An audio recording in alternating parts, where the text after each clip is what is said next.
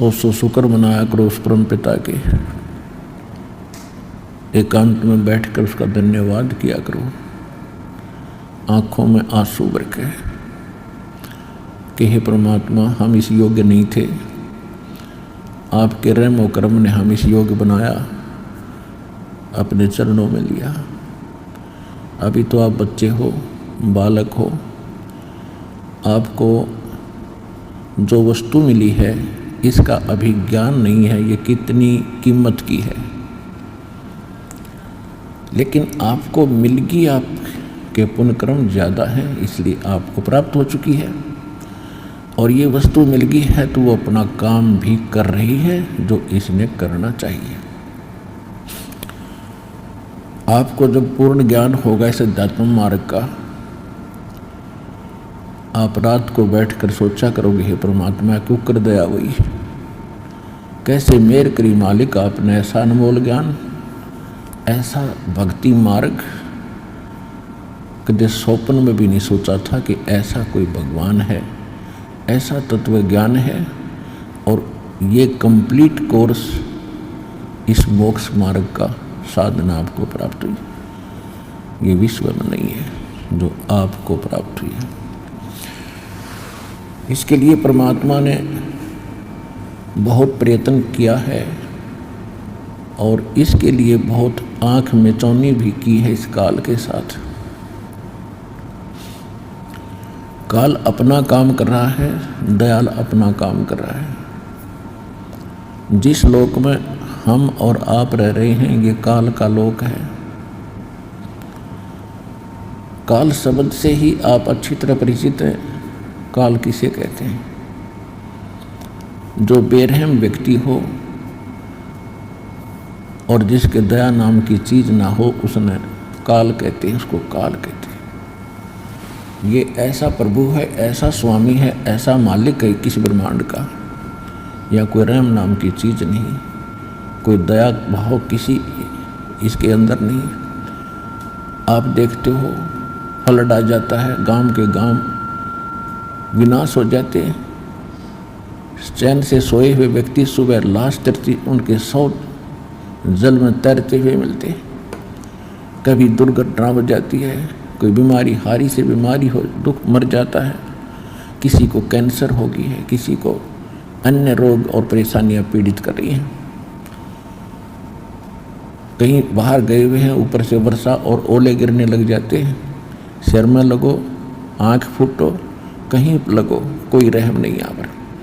तो ऐसे लोक में और आप रह रहे हो और कभी टेंशन नहीं बनी, कभी चिंता नहीं बनी, ये क्या हो रहा है, क्यों जन्म रहे हैं, क्यों मर रहे हैं। क्योंकि काल ने सबकी बुद्धि को ऑफ कर दिया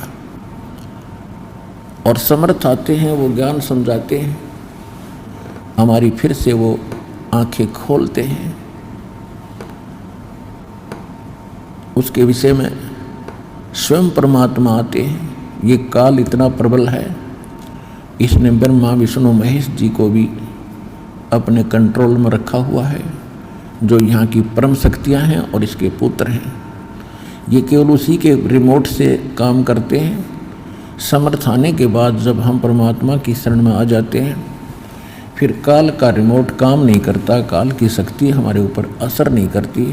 तब हम कुछ सोच सकते हैं, तब हम भक्ति भी कर सकते हैं और उसी समय हम इस काल के लोक में कुछ सुरक्षित भी रह सकते हैं। तो परमात्मा ने आकर आपको आगाह किया है, समझाया है। क्या समझाया है परमात्मा ने? मानुष जन्म दुर्लभ है, ये मिले न बारंबार,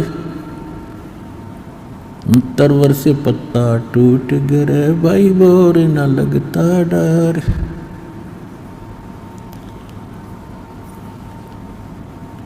बंदे तू कर बंदगी, जय चावे दीदार, अवसर मानुष जन्म का, भाई मिले न बारंबार।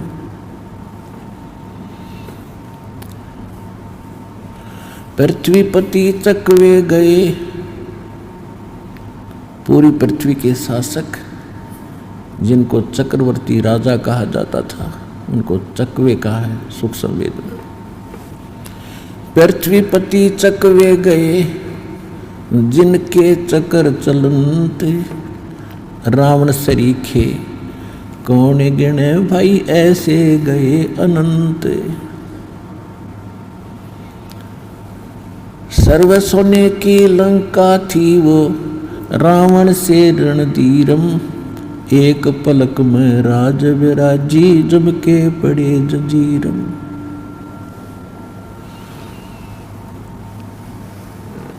परमात्मा हमें समझाना चाहते हैं कि भक्ति बिना क्या होत है, ये भटक रहा संसार, रति कंचन पाया नहीं, वही रावण चलती बार।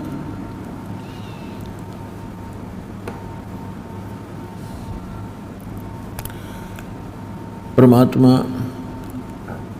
हमें कैसे कैसे एग्जाम्पल बताकर, उदाहरण दे करके सतर्क करना चाहते हैं कि बच्चों, तुम जहाँ रह रहे हो ये लोग ठीक नहीं है, और जिस मानुष जन्म को प्राप्त करके आपने जो कार्य मनुष्य जीवन का करना चाहिए था उसको कर नहीं रहे हो, और जो पुण्यात्माएं उस कार्य को कर भी रहे हैं वो मार्ग ठीक नहीं है, वो भक्ति ठीक नहीं है, वो साधना ठीक नहीं है। जो भक्ति नहीं कर रहे और जो कर रहे हैं वो शास्त्र विधि त्याग कर मनमाना आचरण कर रहे हैं, तो दोनों ही एक समान है। कोई भी कार्य है उसको ठीक ढंग से किया जाएगा तभी उसमें सफलता मिलती है। ये तत्व ज्ञान है, ये विशेष ज्ञान है, विज्ञान है अध्यात्म मार्ग की। कोई भी विज्ञान का जो फार्मूला है उस फार्मूले के अनुसार ही कोई वैज्ञानिक अपना अनुसंधान करेगा तो वो सफलता मिलेगी। इसी प्रकार ये विज्ञान है, तत्व ज्ञान है, विशेष ज्ञान है, ये सूक्ष्म वेद जो आपको बताया जा रहा है भक्ति का, इसके कुछ फार्मूले हैं। उन फार्मूलों के अनुसार ही आप साधना भक्ति करोगे तो आपको अवश्य सफलता प्राप्त होगी। वो फार्मूले सत्संग में बताए जाते हैं। सबसे पहला मोक्ष प्राप्ति के लिए सबसे पहला जो फार्मूला है कि गुरु हो। गुरु बिन माला फेरते, गुरु बिन देते दान, गुरु बिन दोनों निष्फल हैं, चाहे पूछो वेद पुराण। कि सबसे पहले इस मार्ग में गुरु हो। गुरु के बिना भक्ति करना भी विफल है, व्यर्थ है। अब कहते हैं गुरु गुरु में भेद है, गुरु गुरु में भावे, सोए गुरु सराइए, जो शब्द लखावे दाव। अब गुरु जी, गुरु गुरु के अंदर अंतर है।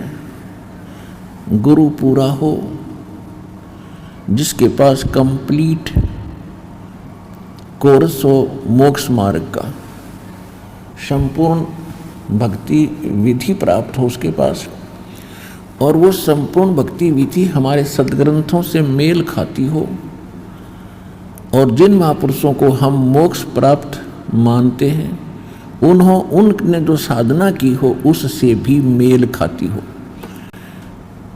तो वो साधना और वो ज्ञान जो संत बताता है वो पूर्ण गुरु होता है। अब आज तक जितने भी आपने अन्य साधनाएं और साधक और गुरु जी मिले, उनके अनुभव की आपने किताबें पढ़ी, पुस्तक पढ़ी, वो तो आपने पढ़ ही रखी हैं, वो तो आपके पास विद्यमान है वो ज्ञान कि वो कौन सा मंत्र जाप बताते हैं, भक्ति की कौन सी विधि बताते हैं, किसको भगवान बताते हैं, भगवान का क्या स्वरूप बताते हैं। और जो दास आपको गॉड गिवन स्पिरिचुअल नॉलेज बता रहा है, परमात्मा का दिया हुआ जो ज्ञान बता रहा है, वो भी अब आपके पास उपलब्ध है। इन दोनों की तुलना करके आज शिक्षित समाज है बहुत आसानी से निर्णय कर सकता है। इसलिए परमात्मा ने आपको शिक्षित किया सबसे पहले।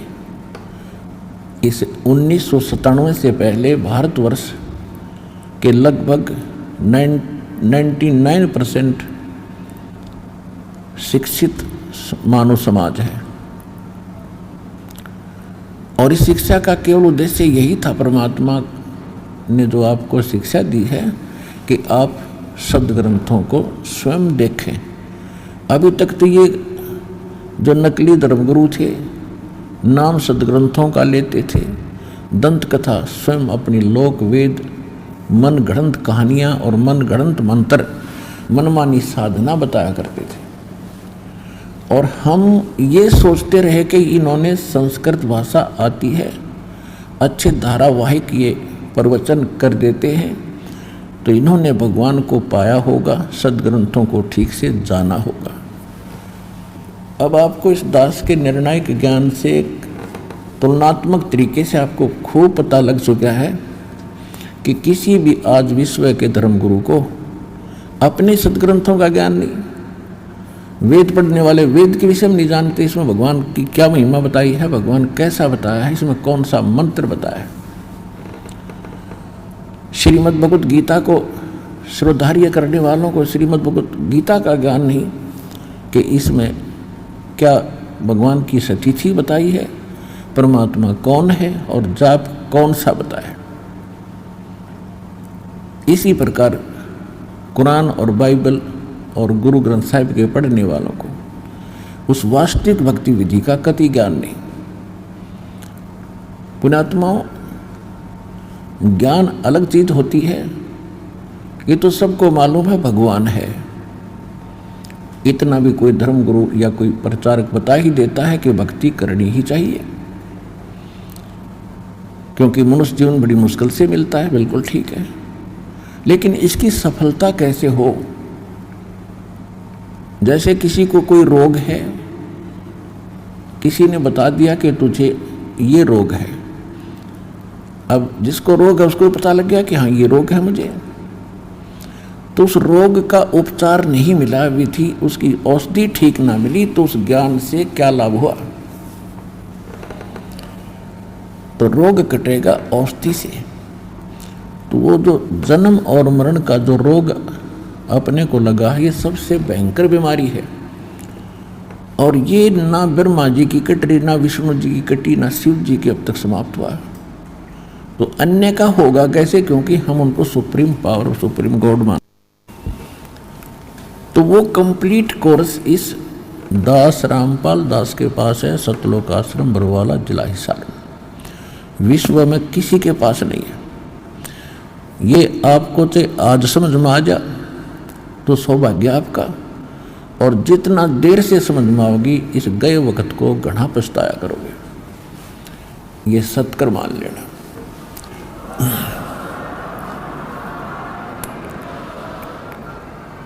तो सबसे पहले हमने गुरु बनाना होता है, और गुरु पूरा हो। जैसे श्रीमद् भगवत गीता अध्याय नंबर 7 के श्लोक नंबर 12 से लेकर 15 तक एक निर्णायक ज्ञान दिया है कि अर्जुन, इन तीनों गुणों से, रजगुण ब्रह्मा जी, सतगुण विष्णु जी, तमगुण शिव जी, इनके द्वारा जो भी प्रक्रिया इस लोक में हो रही है, रजगुण ब्रह्मा जी से उत्पत्ति, सतगुण विष्णु जी के प्रभाव से यहाँ आपस में मोह ममता लगाओ, और भगवान शंकर हमें मार ही रहा है, इसके तमोगुण, इसके आधार से हम एक दूसरे से झगड़ा ठान लेते हैं और बहुत बड़ी हानियां कर देते हैं, लाखों लोग लड़कर मर जाते हैं, राजा लोग सैनिकों सेनाओं से। तो ये इस तमोगुण का प्रभाव है। इनसे जो कुछ भी हो रहा है इसका मूल कारण मैं हूँ। कौन? जो श्रीमद् भगवत गीता का ज्ञान दे रहा है वो कौन है? वो काल है। श्रीमद् भगवत गीता अध्याय नंबर 11 के श्लोक नंबर 32 में स्वयं कहता है कि अर्जुन मैं काल हूँ और सब लोगों का नाश करने के लिए जो सामने खड़े हैं उसके लिए मैं अब प्रवृत्त हुआ हूँ। श्री कृष्ण नहीं थे वो, श्री कृष्ण तो पहले विद्वान थे। वो काल है जो ऐसे गुप्त खेल करता है, इसके सब कर्म अलौकिक हैं। श्री कृष्ण में प्रवेश करके वो प्रेत की तरह बोल रहा है, वो काल है। इस काल को श्राप लगा हुआ है परमात्मा की तरफ से कि 1,00,000 मानव शरीरधारी प्राणियों के शरीरों का से निकले गंध को तो रोज खाएगा, यानी 1,00,000 मानव शरीरधारी प्राणियों का नित्य आहार करेगा और 1,25,000 की उत्पत्ति डेली करेगा, जिसके कारण ये अपने तीनों पुत्रों को इसने एक एक गुण युक्त कर दिया। अब न ब्रह्मा जी के वश की बात ना विष्णु जी के वश में ये गुण जो प्रभाव कर रहा है, ना शंकर जी के वश में। जैसे कोई मिर्च है, ये भगवान अपने लोकों में रह रहे हैं। विष्णु लोक में विष्णु जी, ब्रह्मा लोक में ब्रह्मा जी और शिव लोक में शिव जी, ऊपर लोक हैं इनके। और वहाँ से इनके गुण इन तीनों लोकों पर, पृथ्वी लोक, पाताल और स्वर्ग लोक में सबको प्रभावित कर रहे हैं। जैसे रसोई के अंदर छौंक लगाया जाए मिर्चों का, और अन्य कक्षों में बैठे हुए, अन्य कमरों में बैठे हुए व्यक्तियों को भी छींकें आनी शुरू हो जाती हैं। तो मूल वस्तु, साकार वस्तु तो रसोई में, उसके गुण ने आके वहाँ प्रभाव डाला तो बस की बात नहीं कोई छींक रोक ले। ठीक इसी प्रकार इनसे निकले हुए तीनों गुण आप सबको, सभी प्राणियों को, पशु पक्षी मानव को, देवताओं को ये प्रभावित कर रहे हैं, जिसके कारण ये विवश होकर के संतानों उत्पत्ति करते हैं। इतनी प्रबल प्रेरणा ये भर देता है, जीव के बस की नहीं। और आपस में मोह ममता ये भी हमारे बस का नहीं, क्योंकि इस गुण के प्रभाव से, जैसे किसी ने शराब पी ली, अब शराब पी के कहीं पड़ा रहो, विवश है वो, उसको पता ही नहीं तू कहाँ पड़ा है, क्या बोल रहा है, क्या कर रहा है, किधर जा रहा है। तो इस प्रकार इस काल भगवान ने कहा है कि ये तीनों गुणों से जो कुछ भी हो रहा है उसका निमित्त कारण मैं ही हूँ। मैं इनमें नहीं हूँ और ये मुझ में नहीं है, क्योंकि ये उनसे बाहर बैठा है 21वें ब्रह्मांड में। और प्रत्येक ब्रह्मांड के अंतिम छोर पर इसने गुप्त स्थान बना रखा है, वहाँ भी रहता है और 21वें ब्रह्मांड के शिखर में भी एक चला जाता है जब इसको आवश्यकता होती है। तो कहने का भाव ये है कि फिर इसने ये भी स्पष्ट कर दिया है कि इन तीनों गुणों की जो भक्ति करते हैं, रजगुण ब्रह्मा, सतगुण विष्णु, तमगुण शिव, 3 देव की जो भक्ति करते हैं और जो मेरी भक्ति नहीं करते हैं, मेरी भक्ति भी नहीं करते हैं, वो राक्षस स्वभाव को धारण किए हुए मनुष्यों में नीच दूषित कर्म करने वाले मूर्ख, ये इन्हीं तक सीमित हैं। इन्हीं तीनों गुणों ब्रह्मा विष्णु महेश की ही भक्ति करते रहते हैं। इनका ज्ञान हरा जा चुका है, इनकी बुद्धि चुरा ली है। इस थोड़े से लाभ जो इनसे प्राप्त होता है इसी पर आश्रित हो गए हैं, ये मुझे भी नहीं भजते। अब कहने, और यही परमात्मा 600 वर्ष पहले भगवान स्वयं आए थे, कबीर परमेश्वर जी। वैसे प्रत्येक युग में आते हैं ये, लेकिन हम क्योंकि कलयुग में हैं, पिछले इतिहास में इतने ज्ञान नहीं है। अब कलयुग का विधान तो हमें खूब ज्ञान है। 600 वर्ष पहले परमात्मा स्वयं आए थे, कबीर देव जी, कबीर साहब। तब वो यही कहा करते थे कि 3 देव की जो करते भक्ति, ब्रह्मा विष्णु महेश की जो भक्ति करते हैं, इनकी कभू न हो मुक्ति। तो उस समय हमारे धर्म गुरुओं ने बड़ा विरोध करवा दिया भगवान का, और इतने अत्याचार किए दाता पे यदि आपको सुनाए जाएंगे, धीरे धीरे सुनाएंगे, हृदय कलेजा मुंह को आ जाता है। क्योंकि उस समय जनता अशिक्षित थी। भगवान साची कहा करते थे कि इन तीनों देवताओं की भक्ति तो तुम कर रहे हो, ये मोक्षदायक नहीं है, ये तुम्हें पार नहीं कर सकती, और ये खुद नाशवान है, इनकी जन्म मृत्यु होती है। और हमारे धर्मगुरु कहा करते ये अविनाशी है, इनकी कोई माता पिता नहीं है, अजर व अमर है।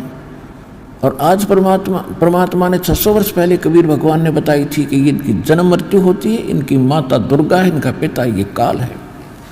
और आज हमारे उन्हीं धर्म ग्रंथों ने प्रमाणित कर दिया जिनको हम सर्वधार्य माना करते थे, पवित्र पुराणों में,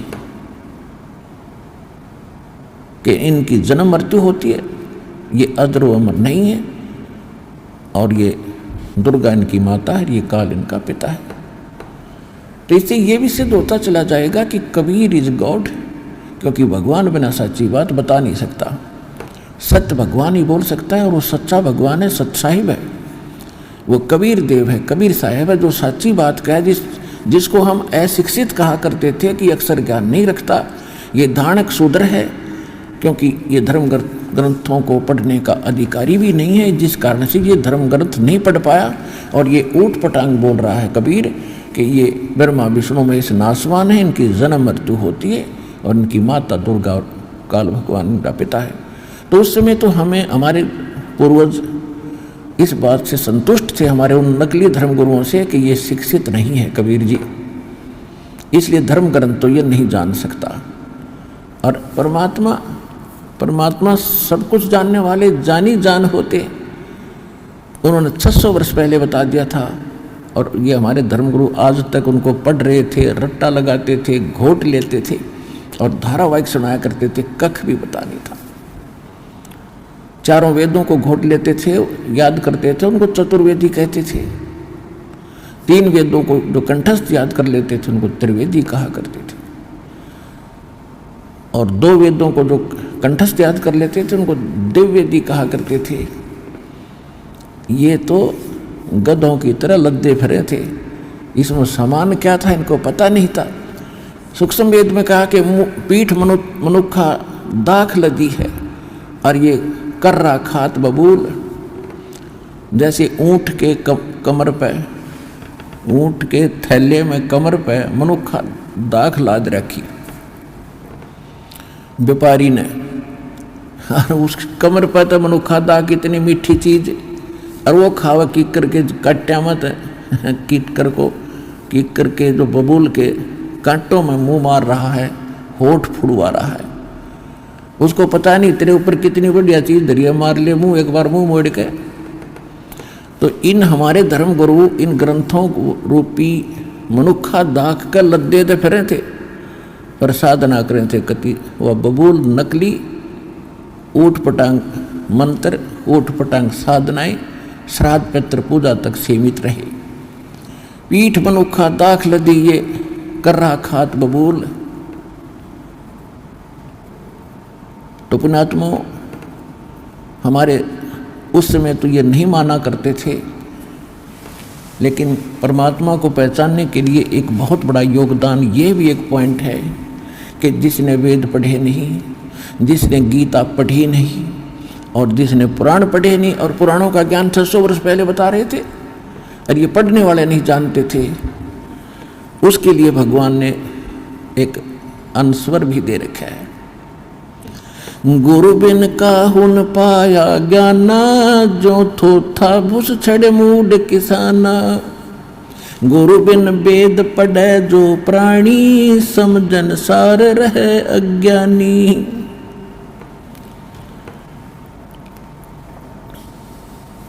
वेद पढ़े पर वेद न जान, ये बाँचे पुराण 18। और जड़ को अंधे पत्ते खवावे, ये भूल गए सृजनहारा। परमात्मा ने सूक्ष्म वेद में कहा कि वेद पढ़ने पर भेद ना जान, ये बाँचे पुराण 18। हर पत्थर की पूजा करें, भूल गए सृजनहारा। गुरु बिन काहू न पाया ज्ञाना, जो थोथा भूस छड़े मूड किसाना। अब जैसे धान निकाल लिए हो और पराल पड़ी हो, और उस पराल ने कोई कूट रहा हो, क्या वो बुद्धिमान हो सकता है? तो ये जितने भी आज तक हमारे धर्मगुरु थे ये प्राण भूस कुट्टे थे और कणक का न पता नहीं था इसमें है कहाँ। तो कहने का भाव ये है कि परमात्मा ये कहते हैं गुरु बिन काहू न पाया ज्ञाना, गुरु बिन वेद पढ़े जो प्राणी समझे ना सार रहे ज्ञान। श्री देवी भागवत पुराण और छठे स्कंद में 414 पृष्ठ पे व्यास जी बता रहे,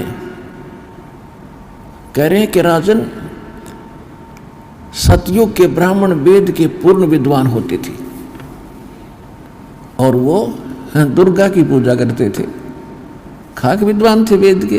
वेद में है कि दुर्गा की पूजा का प्रावधान, या गीता में है कहीं दुर्गा की पूजा का प्रावधान?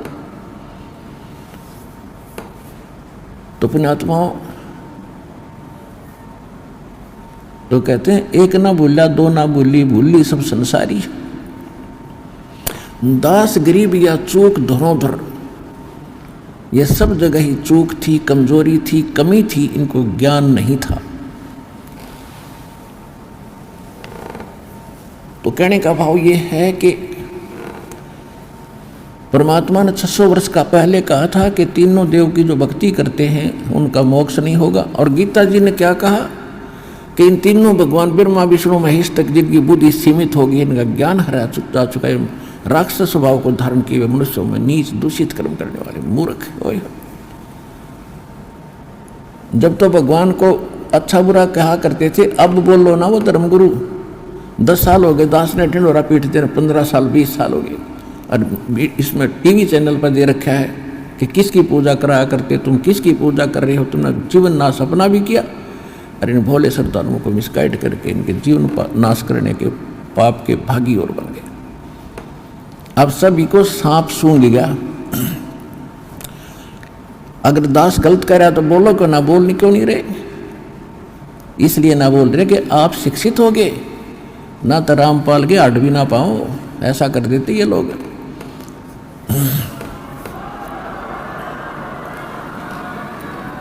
क्योंकि तो राक्षस से भी लिख रखा है इसमें, राक्षस स्वभाव को धारण किए मनुष्यों में नीच। और ये करेंगे क्या फिर? जब पूजा इनकी करें, धर्म ग्रंथ बता रहे हैं इनका स्वभाव ऐसा होया हुआ है। अब स्वभाव भी बदल जाता है। डाकू होता है, ज्ञान सुनने से वो नेक आदमी बन जाता है। शराबी होता है, शराब पीता है, ज्ञान सुनने से शराब छोड़कर भगत बन जाता है। तो इस ज्ञान से ये सभी सुधरना पड़ेगा। इन सभी धर्मगुरुओं को पता चल चुका है कि तुम्हारे पास खक नहीं, पर अब ये न्यो सोच रहे हैं कि अभी सब न पता नहीं चला है और निम बढ़ते जितने निम बहेगी। एक पंडित जी था, वो काशी विद्यापीठ पढ़ कर आया था और किसी राजा ने कोई अनुष्ठान करने की बता दी, किसी ब्राह्मण ने, कि भी ऐसे ऐसे को धार्मिक अनुष्ठान कराओ। उसने वजीर की ड्यूटी लगा दी, मंत्री की। मंत्री ने गांव में, नगर में खोजा कि भी कोई विद्वान ब्राह्मण हो।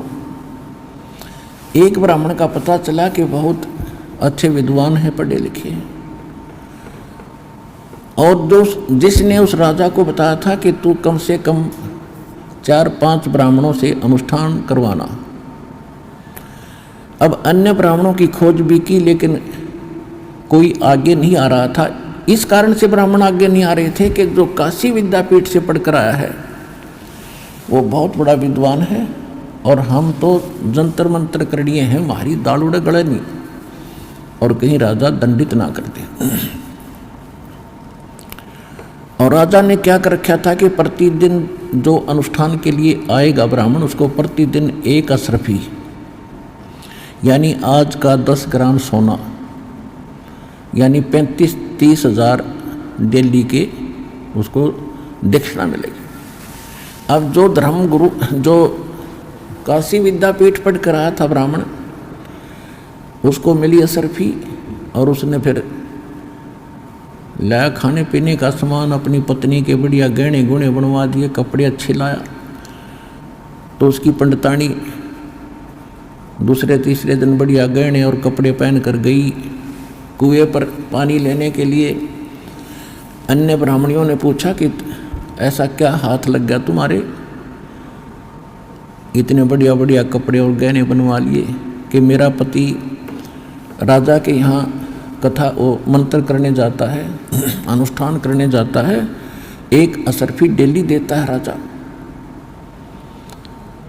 तो एक और ब्राह्मणी ने अपने पति से कहा कि आप भी जाया करो ऐसे ऐसे वहाँ पर, और राजा एक असरफी देता है, आप भी तो ब्राह्मण हो।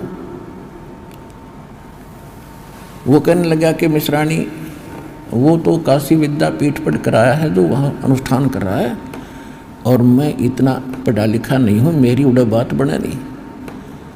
तो फिर वो लगी कहने के लगी कि तू वैसे तो इतनी पढ़ताई दिखाता है, अब जहाँ पर अच्छा माल मिलता है तू वहाँ नहीं जाता है। वो लगी लड़न, उसने सोचा देखी जाएगी तो कड़ाई यहाँ भी होगी, ना जाऊँगा तो दिक्कत होगी। तो लेकर पोथी वो भी पहुँच गया मंत्री जी के पास कि मंत्री जी मैं भी ब्राह्मण हूँ। कहा जाओ जी बैठ जाओ। वो जो पहले वाला विद्वान बैठा था थोड़ी दूरी पर उसका आसन लगा दिया। अब वो पहले वाला तो अपनी संस्कृत जो उसने याद कर रखी थी वो बोल रहा था भूर्भुवः स्वः तत्सवितुर्स्वः, और वो दूसरा नौका जो यूं जो यूं कहे वही स्वाहा, मन मन मन होकर जो यूं कहे वही स्वाहा। फिर ऐसे तीसरे वो दूसरी वाला भी पैसे लेकर गया असरफी, उसकी पत्नी ने भी खूब अपने कपड़े उपड़े सिमाई बढ़िया। तो तीसरी ब्राह्मणी को पता चला, उसने भी अपने पति को श्रृंगार दिया, वो भी चला गया। अब उसको भी आसन दे दिया तीसरे नंबर पे। पहले वाला बोलता संस्कृत भूर्भुवः स्वः, दूसरा जो यूं कहो,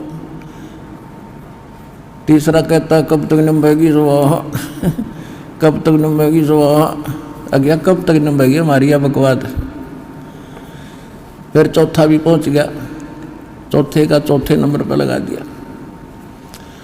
अब पहले वाला तो अपनी संस्कृत बोलता है स्वाहा, दूसरा कहता है जो यूँ बोलो वही स्वाहा, दूसरा कहता है कब तक नंबेगी स्वाहा, चौथा कहता है न दे जब तक नंबेगी स्वाहा, न दे जब तक नंबेगी स्वाहा। अब पोल पाटे जब तक पिटाएंगे पर इतने तक मिलन दे जो मिल रहा है तीन तर।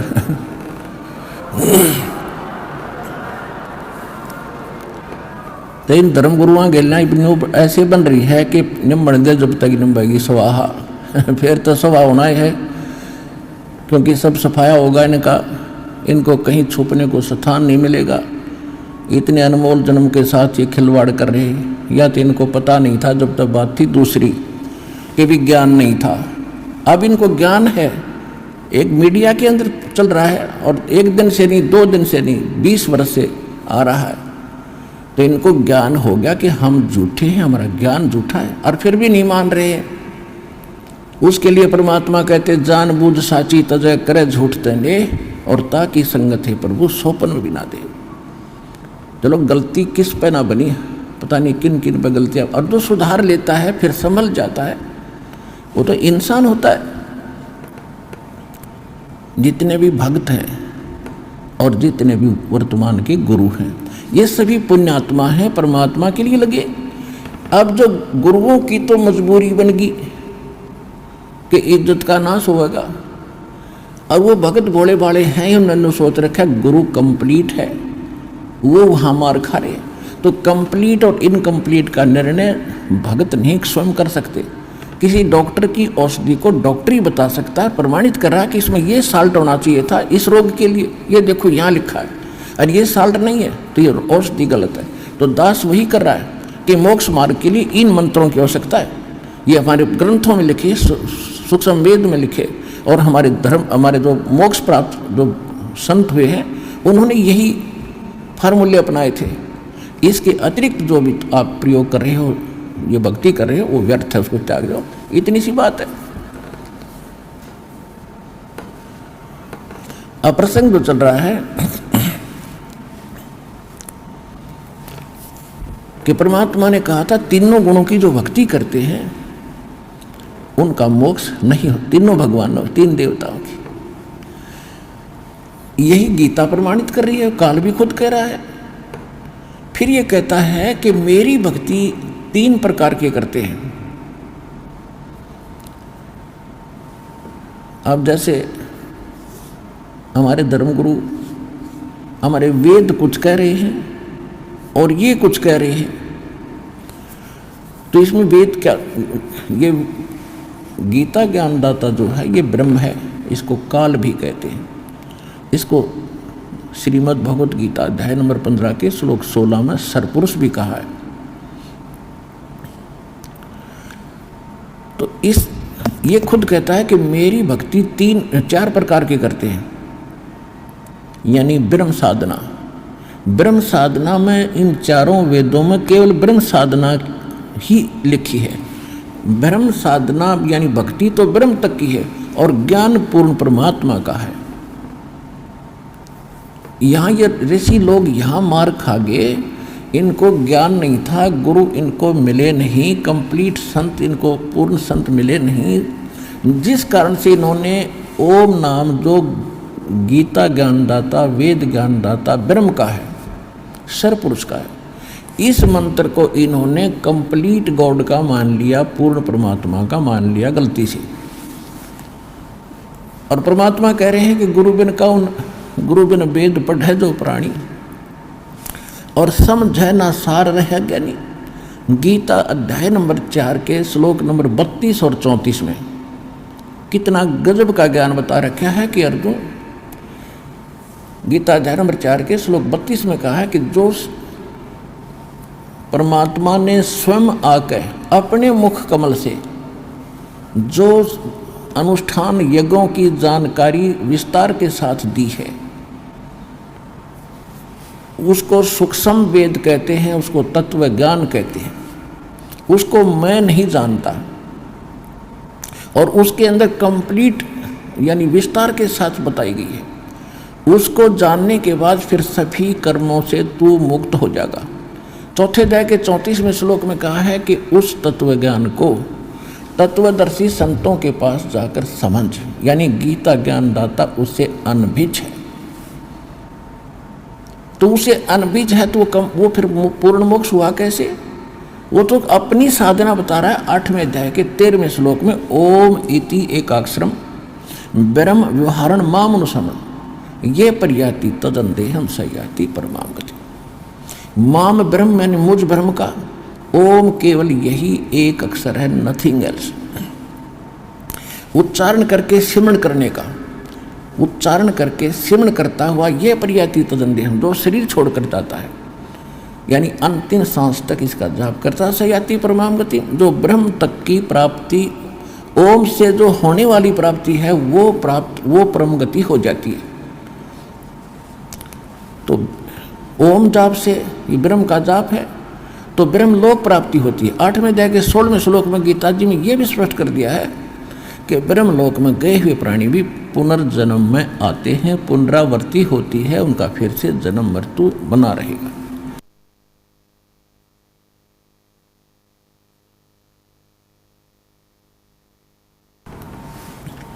और श्रीमद् भगवत गीता अध्याय नंबर 2 के श्लोक 12 में, गीता अध्याय नंबर 4 के श्लोक नंबर 5 में और 9 में, गीता अध्याय नंबर 10 के श्लोक नंबर 2 में ये गीता ज्ञानदाता ब्रह्म कहता, अर्जुन तेरे और मेरे बहुत जन्म हो चुके, तू नहीं जानता मैं जानता हूँ।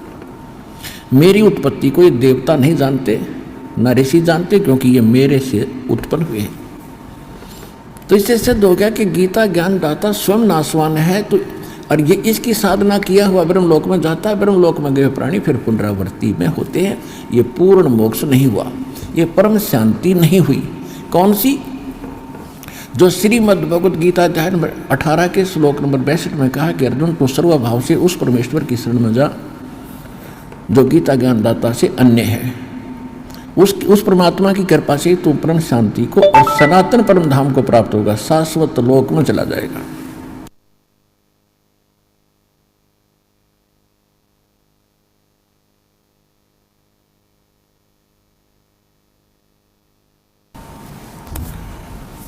और श्रीमद् भगवत गीता अध्याय नंबर 15 के श्लोक नंबर 4 में कहा कि तत्वदर्शी संत की प्राप्ति के उपरांत परमेश्वर के उस परम पद की खोज करनी चाहिए जहाँ जाने के बाद साधक फिर लौटकर कभी संसार में नहीं आता। और जिस परमेश्वर ने सब ब्रह्मांडों की रचना की है, और मैं भी, और केवल उसी की भक्ति करो और सब पूजाएं त्याग लो। अपनी साधना को भी छोड़ने को कह रहा है कि केवल उसकी भक्ति करो। अपनात्मा, ये है श्रीमद् भगवत गीता का सार जो दास बता रहा है। अरे पहले 4 पंक्ति लिख देते थे, अर्जुन तू क्या लाया है, तेरा क्या जाता है, आत्मा तो अजर अमर है, तू क्यों चिंता करता है। बस ये था गीता सार है। खाक था गीता सार। गीता सार तो अब तुम्हारे सामने, आपके सामने आ रहा है। ये था वो गीता जी का सार। अब जो प्रसंग चल रहा है कि अब ये जो धर्म जो ऋषि थे, इनको गुरु नहीं मिला, और गुरु ना मिलने से इनका ये अकल आई नहीं कि तुम, ये भी तुम्हारी समझ में आना चाहिए कि जो वेद ज्ञान दाता ही ये गीता ज्ञान दाता है, और वेदों का सारांश ही श्रीमद् भगवत गीता है। तो वेद में यजुर्वेद अध्याय नंबर 40 के मंत्र नंबर 10 में ये गीता वेद ज्ञान दाता खुद कहता है कि कोई तो परमात्मा को संभवात कहता है। संभवात माने जन्म लेने वाला, जैसे अवतार रूप में राम और श्री कृष्ण आदि मानते हैं। और कोई इसको असंभवात कहता है कि जन्म लेता ही नहीं, वो अजन्मा है, अजरो अमर है, वो कभी प्रकट नहीं होता। लेकिन इसकी सही जानकारी तो तत्वदर्शी संत बताएंगे, उनसे सुनो। तो इनकी अकल वहाँ नहीं गई कि ये क्या लिखा है। ये तो वेद ज्ञानदाता खुद कह रहा है कि वो तो कोई और बताएंगे, तत्वदर्शी संत बताएंगे। और गीता यजुर्वेद अध्याय 40 के मंत्र 15 में लिखा है कि ओम, उसमें लिखा है कि वायु अनिलम अथितम भस्मांतम शरीरम, भस्मांतम शरीरम, शरीर के अंत होने तक इस मंत्र का जाप करना है। कौन से का? ओम कर्तु समर किलबे समर कर्तुम समर। ओम नाम का जाप काम करते करते सिमरण करो, विशेष कसक के साथ, श्रद्धा के साथ सिमरण करो, और मनुष्य जीवन का मूल कर्तव्य जानकर ओम का सिमरण करो। अब ये कह रहा है कि यजुर्वेद अध्याय नंबर 40 के श्लोक मंत्र नंबर 15 में तो इसने ये बता दिया। यजुर्वेद अध्याय नंबर 40 के ही अंतिम मंत्र, और यजुर्वेद का अंतिम मंत्र है, ये अंतिम अध्याय है और 17वां अंतिम मंत्र है, श्लोक है। उसमें वेद ज्ञानदाता कहता है कि वो पूर्ण परमात्मा तो परोक्ष है, ऊपर है, वो तो गुप्त है, उसकी जानकारी मुझे भी नहीं है। और मैं ब्रह्म हूँ, मैं ब्रह्म लोक में रहता हूँ, और मेरा ओम नाम है। तो इनका अकल में नहीं आई कि जब और परमात्मा है तो मंत्र करे ओम ब्रह्म का, वो कहता कोई और भगवान है। उसके विषय में यजुर्वेद अध्याय नंबर 5 के मंत्र 32 में कहा कि वो कौन है?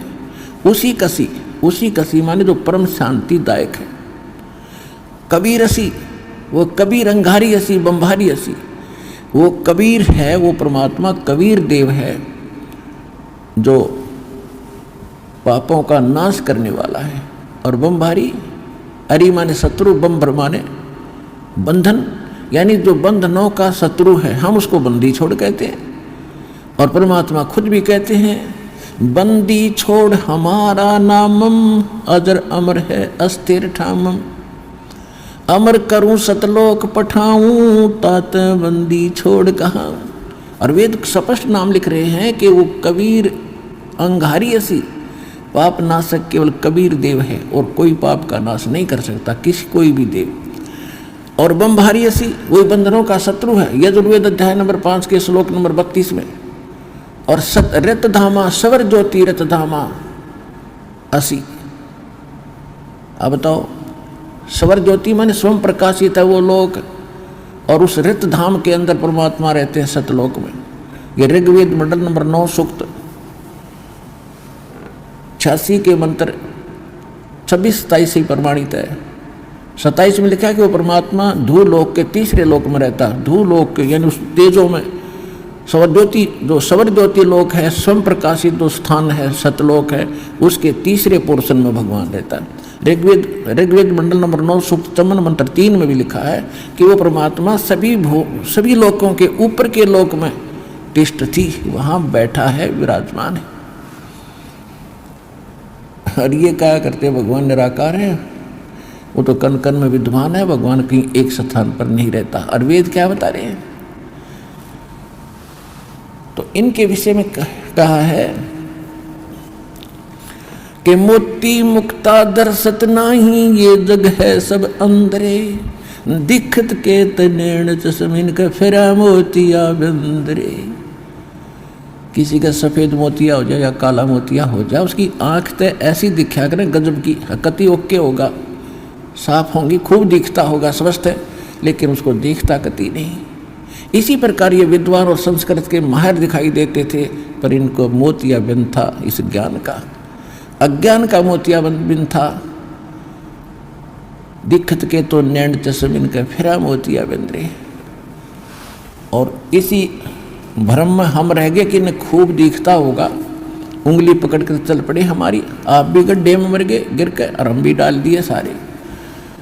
तो अब इस ऑपरेशन, इस मोतियाबिंद का ऑपरेशन, अज्ञान रूपी मोतियाबिंद का ऑपरेशन करने की सेवा इस दास को प्राप्त हुई है। पूरा विश्व आओ और ये ऑपरेशन कराओ और ठीक मार्ग ग्रहण करो।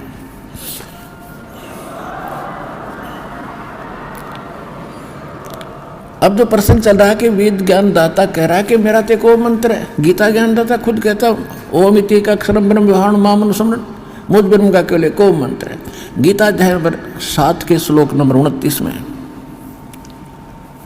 गीता ज्ञान दाता ने कहा कि जो मेरी इन बातों पर विश्वास करके मेरे आश्रित हो जाता है तत्वदर्शी संत को खोज लेता है।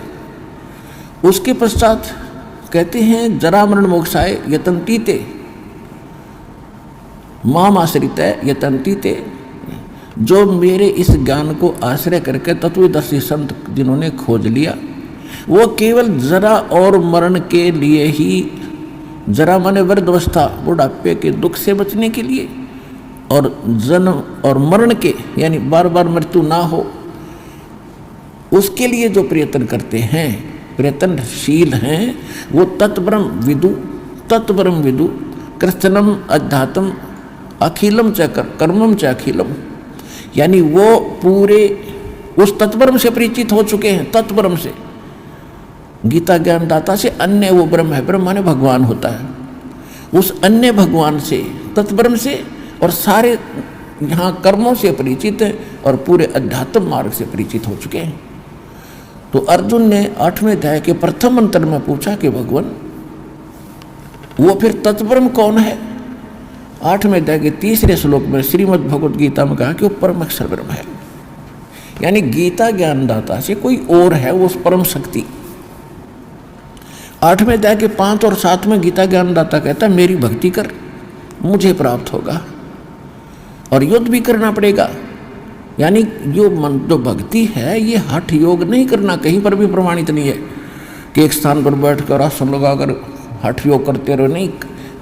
जैसे सूक्ष्म वेद में भी यही बताया कि नाम उठत नाम बैठत नाम सोत जागवे, नाम खाते नाम पीते नाम से लागवे। और यजुर्वेद अध्याय नंबर 40 के श्लोक मंत्र में स्पष्ट हो गया कि ओम कर्तु समर किलवे समर कर्तुम समर, ओम नाम का जाप काम करते करते सिमरण करो और विशेष कसक के साथ करो और अपना मूल कर्तव्य जान के काम भी करो, भक्ति भी करो। यही 8वें अध्याय के 7वें श्लोक में कह रहा गीता ज्ञानदाता कि तू युद्ध भी कर और मेरा स्मरण कर। जब युद्ध जैसे कठिन भयंकर समय में भी भगवान को याद करना चाहिए, तो हम तो सिंपल पीसफुल हैं। अब तो काम करते करते मालिक की भूल पड़नी नहीं चाहिए, काम भी करो अपना काम। इसलिए ये मोक्ष, इसलिए परमात्मा स्वयं आकर के एक दुल्हा की भूमिका किया करते थे कि काम भी कर रहा हूँ और भक्ति भी कर रहा हूँ।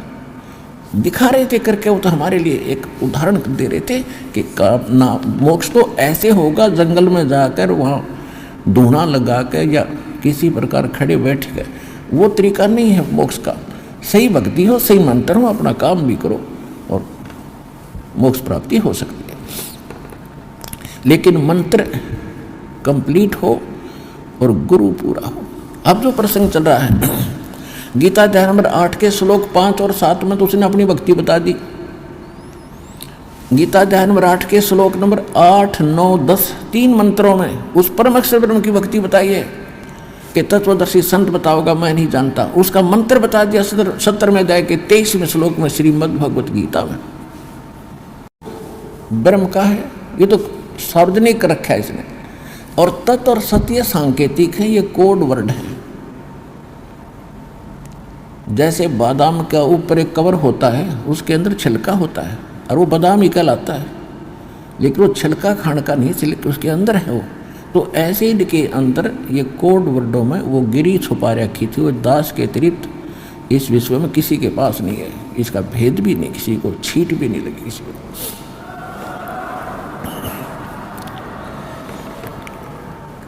तो उस परमात्मा के पाने का, सतलोक में जाने का, परम शांति प्राप्त करने का केवल एक ओम तत्सत, ये 3 अक्षर का मंत्र है।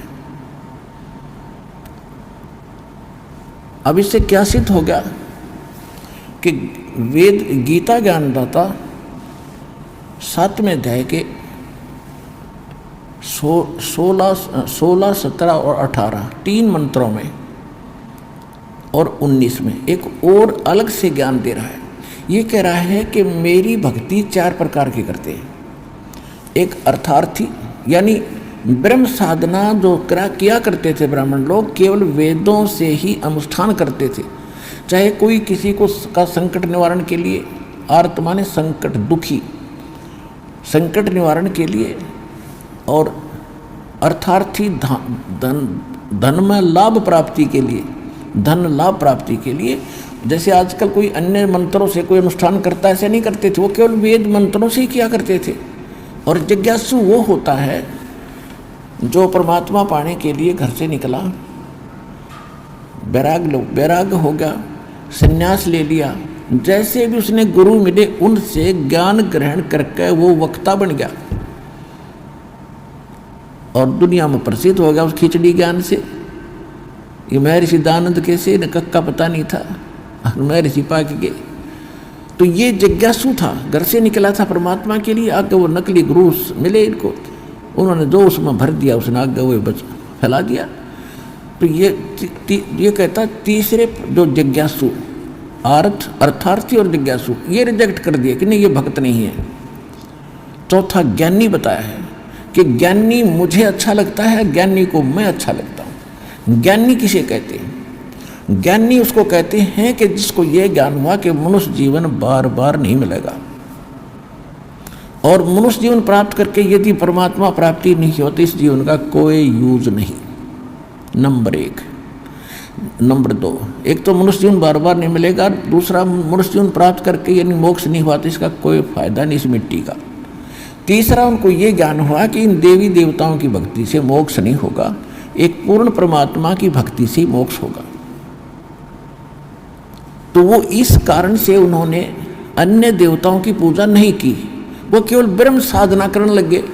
वेदों को जैसा ब्रह्मा जी ने समझा, तो उसके बाद सभी ऋषियों ने ब्रह्मा जी से ही ज्ञान प्राप्त है, और जैसा उसने वेदों का अर्थ समझ में आया वही हमारे ब्राह्मणों के पास था, और जो आज तक ये कर रहे थे वो आपके समक्ष है। ये केवल जो ब्रह्म के साधक थे वो केवल ओम जाप करते थे और कुछ नहीं। तो कहने का भाव यह है कि ब्रह्म गीता ज्ञानदाता कहता है, तो इनको ये, इन ब्राह्मणों को ये समझ में नहीं आया कि तुम, ये तो और भी बता रहा है कि वो परमात्मा कोई और है, उसकी जानकारी कोई संत रखता है, तत्वदर्शी संत रखता है। वो ज्ञान वो है जो भगवान खुद आकर अपने मुख कमल से बताता है।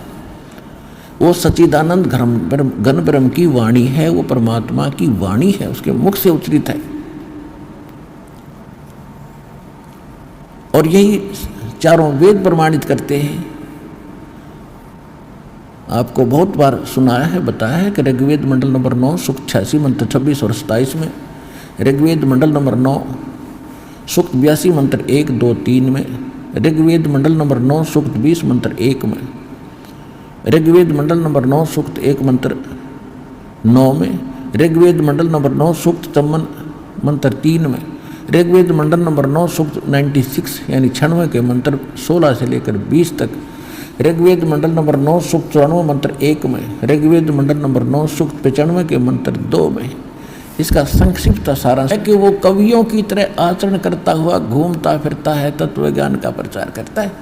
और ऋग्वेद मंडल नंबर 9 सूक्त 96 के 17 और 18 में स्पष्ट कर दिया है कि वो परमात्मा कबीर देव है, उसका नाम कबीर देव, और कबीर वाणी के द्वारा लोकोक्तियों के माध्यम से, दोहों के माध्यम से अपना ज्ञान प्रचार, यथार्थ ज्ञान प्रचार करता है। और जिस कारण से वो प्रसिद्ध कवियों में से भी एक गिना जाता है, लेकिन वो होता है भगवान।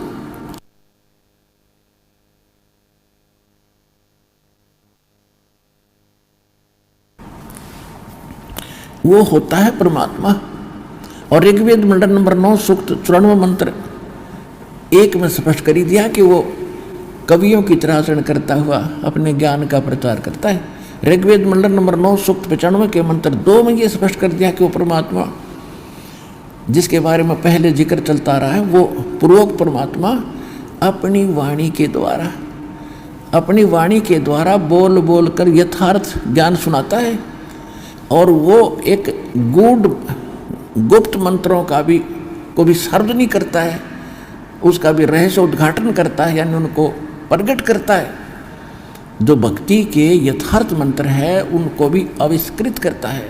और परमात्मा ने 600 वर्ष पहले कहा था, सो हम शब्द हम जग में लाए, सार शब्द हमने गुप्त छुपाए। कहते सोहम शब्द किसी वेद गीता और आपको पुराणों में नहीं मिलेगा। ये सोहम शब्द हम लाए, वैसे मूल ग्रंथ हैं वेद और गीता, इनमें सोम शब्द नहीं मिलेगा। यदि किसी अन्य शास्त्र में है तो कबीर परमात्मा चारों युगों में आते हैं और इनसे मिलते रहे हैं। जैसे शंकर भगवान को भगवान मिले थे कबीर साहब साधु रूप में, और इनको भी ये सोहम मंत्र दिया था, ये उसका जाप करते हैं। लेकिन वो कंप्लीट कोर्स नहीं दिया इनको, किसी को ओम दे दिया, किसी को हरियम दे दिया, विष्णु जी को लक्ष्मी को हरियम दे रखा है, ये उसका जाप करते हैं। और हम भी उसी का जाप करते हैं, तो हमसे प्रेम करते हैं, अट्रैक्ट होते हैं हमारे साथ। इसलिए इन मंत्रों को आपको इसलिए दिया गया है, ये इनकी पूजा नहीं है, इनसे लाभ लेने के ये मंत्र हैं। तो परमात्मा ने 600 धर्मदास जी को बताया था और गरीबदास जी को बताया था, हम बैरागी ब्रह्मपद और सन्यासी महादेव और सोहम मंत्र दिया शिव जी को करें हमारी सेवा। तो यही वेद बताता है कि वो परमात्मा जब आते हैं अपनी वाणी के द्वारा ज्ञान प्रचार करते हैं, तो उस एक भक्ति मार्ग के गूढ़ मंत्रों का भी, गुप्त मंत्रों का भी वो सार्वजनिक करते हैं, जो किसी को भी ज्ञान नहीं होता। अब इनके या बुद्धि में नहीं आई कि वेदों में इतना ढेर सारा ज्ञान है, तुम कर क्या रहे हो? वो मंत्र तुम्हें प्राप्त नहीं हुआ जो परम अक्षर ब्रह्म का है। ये तो ब्रह्म का जाप है ओम, और ओम जाप पर गाटा जोड़ रहे, सारा जीवन खो दिया। तो यहाँ परमात्मा ने बताया है कि गुरु बिन काहू न पाया ज्ञान, जो थोथा भूछड़ मूड किसाना। गुरु बिन वेद पढ़े जो प्राणी, समझे न सार रहे अज्ञानी। इससे सब सिद्ध है कि ये अज्ञानी थे, जितने भी ब्राह्मण ब्रह्मा जी से लेकर विष्णु और शिव जी तक, और नीचे क्या तो गिनती क्या, इनको वेद ज्ञान भी नहीं था। उसमें किसकी भक्ति बता रखी है? स्वयं परमात्मा ने आकर ये ज्ञान दिया है, और यह इस दास के ऊपर प्रजा की है। क्योंकि जिन महापुरुषों को परमात्मा मिले थे, अच्छी आत्माओं को, उनको मना कर दिया था, उनको प्रतिज्ञा दिला दी थी कि अभी इन मंत्रों को किसी को सार्वजनिक ना करना, नहीं तो बिचली पीढ़ी जब मैंने पार करना सभी संसार को, उस समय ये नकली लोग जितने भी गुरु हैं यही ज्ञान और यही मंत्र देते पाओगे। और ये हैं काल के दूत, इनको अधिकार है नहीं ये जाप देने का। तो अनधिकारी जो पासपोर्ट बनावे या कोई ड्राइविंग लाइसेंस बनावे, चालक प्रमाण पत्र, वो कामयाब नहीं होता समय पर, और लगता एक जैसा ही है। तो परमात्मा ने इसलिए आँख में चौनी करके इस समय तक इस ज्ञान और इस समाधान को गुप्त रखना था, और अब सार्वजनिक करने का आदेश दास को हो चुका है, अब ये कर रहा है। और तो आप समझ रहे हो, आपका कल्याण हो जाएगा।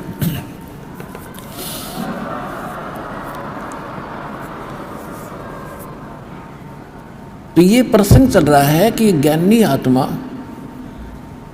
आत्मा थी तो नेक, क्योंकि इन्होंने भगवान पाने के लिए अपना जीवन न्यौछावर कर दिया, हजारों वर्षों तक तप किया। लेकिन ये गीता ज्ञानदाता कहता है कि ये ज्ञानी आत्मा है तो उदार, लेकिन ये मेरे वाली अनुत्तम गति में स्थित रहे। ओए होए, अब देखो इन हमारे धर्म गुरुओं ने 7वें अध्याय के 18वें मंत्र में जो अनुत्तम शब्द है उसका अर्थ कर दिया अति उत्तम, श्रेष्ठ, सर्वश्रेष्ठ गति। अब चौथी कक्षा के बच्चे ने पूछ लो भाई, उत्तम माने गुड, अनुत्तम बैड। अरे ये बैड का अर्थ और गुड लिखा हुआ है, तो कितनी अकल होगी इन धर्म ग्रंथों के अनुवादकर्ताओं में। एक अन्य की अकल नहीं थी, एक अन्य की, क्योंकि इन्होंने श्री कृष्ण को सुप्रीम पावर मानकर सब ग्रंथों को वहां जोड़ने की चेष्टा की, तो ये जुड़ा नहीं करती। चोर चुरावे तुम बड़ी गड्ढे पानी में, वो गड्ढे व ऊपर सच्चाई छनी ना।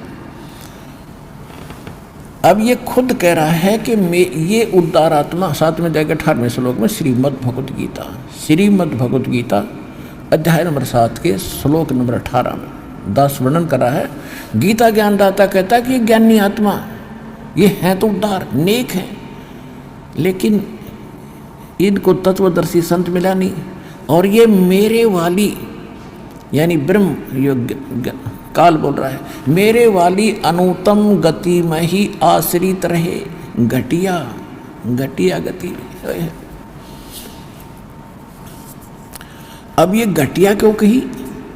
अनुत्तम, ये तो सर्वश्रेष्ठ लिख रहे हैं, गलत कर रखा है ना। इसलिए कहा कि जैसे गीता अध्याय नंबर 8 के श्लोक नंबर 1 में इसने बता दिया कि मेरा देखो मंत्र है मुझ ब्रह्म का, और इसकी ओम नाम का जाप अंतिम सांस तक करते रहोगे तो मेरे इसकी जो मिलने वाली परम गति को प्राप्त होगी।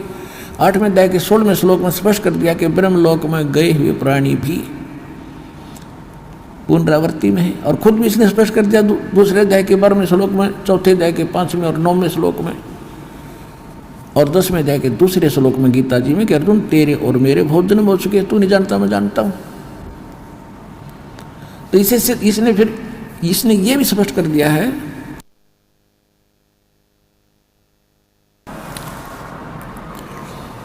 इसने ये भी स्पष्ट कर दिया 15वें अध्याय के 4थे श्लोक में कि तत्वदर्शी संत की प्राप्ति के उपरांत परमेश्वर के उस परम पद की खोज करनी चाहिए, जहां जाने के बाद साधक फिर लौटकर कभी संसार में नहीं आते, और केवल उसी की भक्ति करो जिन्हें सारे ब्रह्मांडों की रचना की है। 18वें अध्याय के 62वें श्लोक में भी स्पष्ट कर दिया कि अर्जुन तू सर्वभाव से उस परमेश्वर की शरण में जा, उसकी कृपा से तू परम शांति को, सनातन परम धाम को प्राप्त होगा। सनातन शाश्वत स्थान जिसका कभी नाश नहीं होता, वहाँ गए प्राणी फिर लौट कर नहीं आते, और ब्रह्म साधक तो पुनर्वर्ती में। तो एक 7वें अध्याय के 18वें श्लोक का ये अर्थ है कि मेरी साधना करने वाला फिर भी अनुत्तम घटिया साधना में लीन रहा, क्योंकि जन्म मृत्यु मिटेगी नहीं, और जब तक जन्म मृत्यु नहीं मिटेगी, शाश्वत स्थान मिलेगा नहीं, जहाँ जाने के बाद वापस नहीं आते, तब तक परम शांति हो ही नहीं सकती। इसलिए इसने अपनी साधना को अनुत्तम कहा, घटिया कहा। और जैसे एक चुनक ऋषि की कथा दास बहुत बार सुनाता है, एक चुनक ऋषि थे, वो थे उदार ज्ञानी आत्मा, उन्होंने परमात्मा पाने के लिए समर्पित हुए, जैसा ऋषियों से ज्ञान हुआ ओम नाम का जाप और हठ योग किया। हठ योग किसी साधना में, किसी वेद में प्रमाणित नहीं है, ना किसी सदग्रंथ में प्रमाणित है। ये भूल कहाँ से लगी इनको? ब्रह्मा जी जब नारद जी पूछ रहे हैं देवी पुराण के 3रे स्कंद में कि एक ब्रह्मांड की रचना बताओ पिताजी, तो ब्रह्मा जी कह रहे हैं कि नारद क्या बताऊं, मैं जब मैं होश में आया तो मैं कमल के फूल पर बैठा था, मुझे नहीं मालूम मैं कहाँ से उत्पन्न हुआ, कौन मेरा जनक है। फिर मैं खोज करने लगा, ऊपर नीचे धक्के खाए। फिर आकाशवाणी हुई कि तप करो, मैंने 1000 वर्ष तप किया। फिर आकाशवाणी हुई कि राज्य करो, सृष्टि करो। तो इसने ब्रह्मा जी ने, या आकाशवाणी थी तो काल की ब्रह्म की कि तप करो, इसने मान ली पूर्ण परमात्मा की, क्योंकि ये सामने तो आता नहीं, गुप्त आदेश देता रहता है इनको। तो ये वहाँ से ले लिया तप करना इसने, ब्रह्मा जी ने, जबकि वेद तो इसने बाद में प्राप्त हुए। जब सागर मंथन किया प्रथम बार, जब वेद काल के परमात्मा ने ये कंप्लीट कोर्स दिया था, 500 वेद दिए थे इसको, इंक्लूडिंग ये सूक्ष्म वेद यानी तत्व ज्ञान, इसके अंदर फीड कर दिए थे, वहाँ सतलोक से इसके हृदय में भेज दिए थे काल के। जैसे आप देखते हो आजकल यहाँ से ईमेल के माध्यम से फिल्म चली जाती है दूसरे स्थानों पर, वहाँ डाउनलोड कर लो, ऐसे ही इसके वहाँ भेज दिया। जब ये इसने बाहर डाउनलोड किया, श्वासों के द्वारा इसके बाहर आए थे सारा वेद। इसने जब पढ़ा, इसने देखा कि उस वेद में वो कंप्लीट एक का वेद था, एक पूरा ग्रंथ था। इसने पढ़ते पढ़ते देखा कि इसमें तो बहुत जानकारी है ऊपर की, सच्चे भगवान की। इसने वो पोर्शन निकाल दिया और ये 4 वेद भगवान के डर से ये 4 वेद रख लिए, जिसमें महिमा तो पूर्ण परमात्मा की है और साधना केवल इस ब्रह्म तक की है। और परमेश्वर ने 600 वर्ष पहले कहा था कबीर भगवान ने कि वेद मेरा भेद है, मैं ना वेदन के माही और जौन वेद से मैं मिलूँ। ये वेद जानते नहीं, 4 वेद मेरी महिमा का गुणगान करते हैं। धर्मदास 600 वर्ष पहले भगवान बताया करते थे।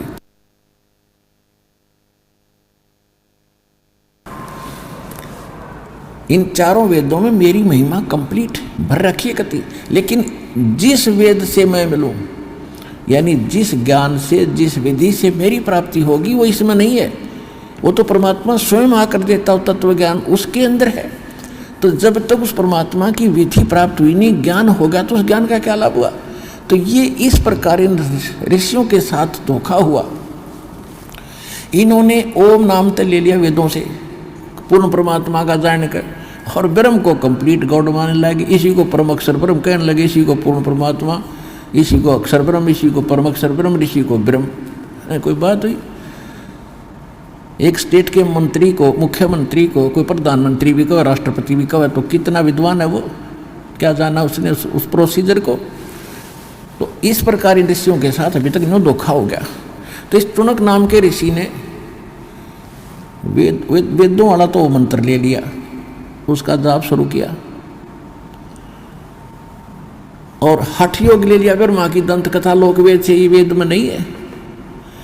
श्रीमद् भगवद गीता अध्याय नंबर 7 के 12 से लेकर 15 में जो दास ने आपको बताया कि तीनों गुणों से, गुण ब्रह्मा, सतगुण, विष्णु, तमगुण, शिव जी से जो हो रहा है, ये सब इसका निमित्त कारण मैं ही हूँ। ब्रह्मा जी से उत्पत्ति और विष्णु जी से सतीथि, शंकर जी से संहार हो रहा है, इसका निमित्त कारण गीता ज्ञानदाता ब्रह्म कहता मैं हूँ। फिर इसने ये बताया कि इन तक, जिन ब्रह्मा विष्णु महेश तक की जो बुद्धि, इनकी पूजा में जिनकी बुद्धि स्थिर है, इनका ज्ञान हरा जा चुका, वो राक्षस स्वभाव को धारण किए मनुष्यों में नीच दूषित कदम करने वाले मूर्ख, ये मेरी भक्ति भी नहीं करते। फिर 7वें अध्याय के 20 से लेकर 23 तक और निर्णायक ज्ञान दिया है कि जिनकी, जो इन देवताओं की जो पूजा करते हैं, वो पूजा तो कर रहे हैं भगवान समझ के, भगवान की भक्ति कर रहे हैं, लेकिन इनको जो मैंने थोड़ी बहुत पावर दे रखी है, उसका अक्षीणिक लाभ इन मूर्खों को प्राप्त हो रहा है। ये सच्चाई नहीं है। देवताओं की पूजा करने वाले देवताओं तक सीमित रह जाएंगे, इनका जन्म मृत्यु सदा बना रहेगा। फिर गीता अध्याय नंबर 16 के श्लोक नंबर 23 में, 23 और 24 में गीता ज्ञानदाता कहता है कि जो शास्त्र विधि को त्याग कर मनमाना आचरण करते हैं, उनको उनकी न तो गति होती है और न उनको कोई सिद्धि प्राप्त होती है, न ही कोई सुख होता है, यानी यूजलेस। 16वें अध्याय के 24वें श्लोक में कहा कि अर्जुन, इससे तेरे लिए कर्तव्य और अकर्तव्य की व्यवस्था में जो साधना करनी चाहिए, जो ना करनी चाहिए, वो सदग्रंथ ही प्रमाण है। इसके अतिरिक्त किसी की लोक वेद का, किसी की दंत कथा पर विश्वास मत करना। 17वें अध्याय के 4 से लेकर और 6 तक, 1 से लेकर 6 तक निर्णायक ज्ञान दिया है। अर्जुन ने पूछा कि जो शास्त्र विधि त्याग के और जो मनमानी साधना करते हैं, उनका स्वभाव कैसा है। वो किस स्वभाव के होते हैं, कैसी भक्ति करते हैं। तो गीता ज्ञानदाता कहता है जो अच्छी आत्मा है वो तो इन देवताओं की भक्ति करते हैं, ब्रह्मा विष्णु महेश की, और जो वो तो अच्छी आत्मा होती है, और दूसरे जो होते हैं वो तो सतोगुणी होते हैं जो देवताओं की पूजा करते हैं। तो शास्त्र विधि मनमान त्याग का मनमाना आचरण है, लेकिन अच्छी आत्मा जो होती है वो तीन ब्रह्मा विष्णु महेश इन देवताओं की, वो तो सतोगुण स्वभाव के होते हैं। और रजोगुण स्वभाव के होते हैं ये जो साधना करते हैं, ये यक्षों की और अन्य साधना जंतर मंत्र भूत प्रेत पितरों की। और जो तमोगुण प्रभाव के होते हैं ये सेवड़े टाइप के लोग होते हैं, ये इस तरह की साधना करते हैं। और लेकिन इन सब का फिर निर्णय दिया है 75 में जाके 6 श्लोक में कि ये सभी शास्त्र विधि त्याग कर मनमान आचरण करने वाले मूर्ख इस शरीर के अंदर मुझे भी और परमात्मा का विवास है इसके अंदर, उसको भी ये क्रस करते हैं। इनको राक्षस स्वभाव का जान और ये अच्छी आत्मा नहीं है, ये कंप्लीट। क्योंकि गीता का समझना कोई बालकों का खेल नहीं, परमात्मा बुद्धि दे अपने कृपा पात्र पे, तभी ये अनमोल ग्रंथ समझ में आते हैं। और टीचर उसी को कहते हैं जो हमारे सिलेबस को ठीक से जाने। वो टीचर कहाँ, जब सिलेबस का ज्ञान नहीं अटपट सुना रहा है तो टीचर नहीं है। तो जितने भी आज तक धर्मगुरु किसी भी धर्म के हैं उनको अपने सिलेबस का ज्ञान वर्तमान वालों को नहीं है। इस दास रामपाल दास के अतिरिक्त विश्व में नहीं है। ये कद्दे समझ था रहे। और दास को पूरे विश्व के जितने ग्रंथ है सबका जानकारी है, एक की नहीं।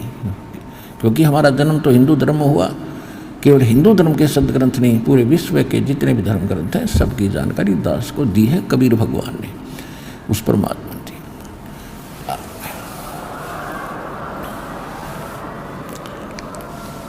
अब जो प्रसंग चल रहा था आज का कि सबसे पहले गुरु हो और पूरा हो। अब जो प्रसंग चल रहा है कि गीता ज्ञानदाता कहता है कि ये उद्धार आत्मा ज्ञानी आत्मा है तो उद्धार, लेकिन ये मेरे वाली अनुत्तम सिद्धि उसमें गति में स्थित है, घटिया में। उसको अपनी अनुत्तम क्यों कहा, अश्रेष्ठ क्यों कहा गीता ज्ञानदाता ने। जैसे चुनक नाम के ऋषि ने हजारों वर्ष साधना की, समर्पित हो गए, कोई देवता की पूजा नहीं करेंगे, हम केवल एक परमात्मा की भक्ति करेंगे। तो अज्ञानता से उसने ओम नाम को पूर्ण परमात्मा का मान लिया। और हठ योग ब्रह्मा जी का, क्योंकि इनके धर्मगुरु ब्रह्मा जी थे सबके, कि ब्रह्मा जी ने वेदों को जो जाना है किसी के पास ऐसा ज्ञान नहीं है, वो फाइनल हो गया उनके लिए कि ब्रह्मा जी प्रथम पुरुष मानते हैं ये ज्ञान के। तो इसलिए निसंशय होकर उस गलत साधना पर आरूढ़ हो गए, हजारों वर्ष तप किया। गीता ज्ञानदाता 11वें अध्याय के 47-48 में कहता है कि अर्जुन, जो मेरा रूप तूने देखा है, ये भयंकर रूप जिसको देखकर अर्जुन जैसा योद्धा भी कांपने लग गया था और कहा था भगवान इस लीला ने समेट लो। कहता ये है मेरा वास्तविक रूप, और इसके दर्शन तेरे से पहले ना किसी को हुए, ना आज्ञा होंगे, ना किसी वेद में वर्णित विधि से, ना किसी जप से, ना तप से, ना किसी क्रिया से मेरे दर्शन नहीं कर सकता। इससे सिद्ध होगा कि वेदों में वर्णित विधि से भगवान प्राप्ति नहीं है। पुण्यात्माओं, आप शिक्षित हो, बालक नहीं हो, और सबके घर में तकरीबन जो साधक हैं हिंदू धर्म के श्रद्धालुओं के घर में गीता जरूर पाओगे। गीता प्रेस गोरखपुर की प्रकाशित, और गीता प्रेस गोरखपुर से प्रकाशित है, वो हमारे लिए रजिस्ट्री कैसी है, जैसे तहसील में रजिस्ट्री हो जाया करे, हम उसको इतना ऑथेंटिक मानते हैं, इसमें जो लिखा है सही है, ये पढ़ कर देखना।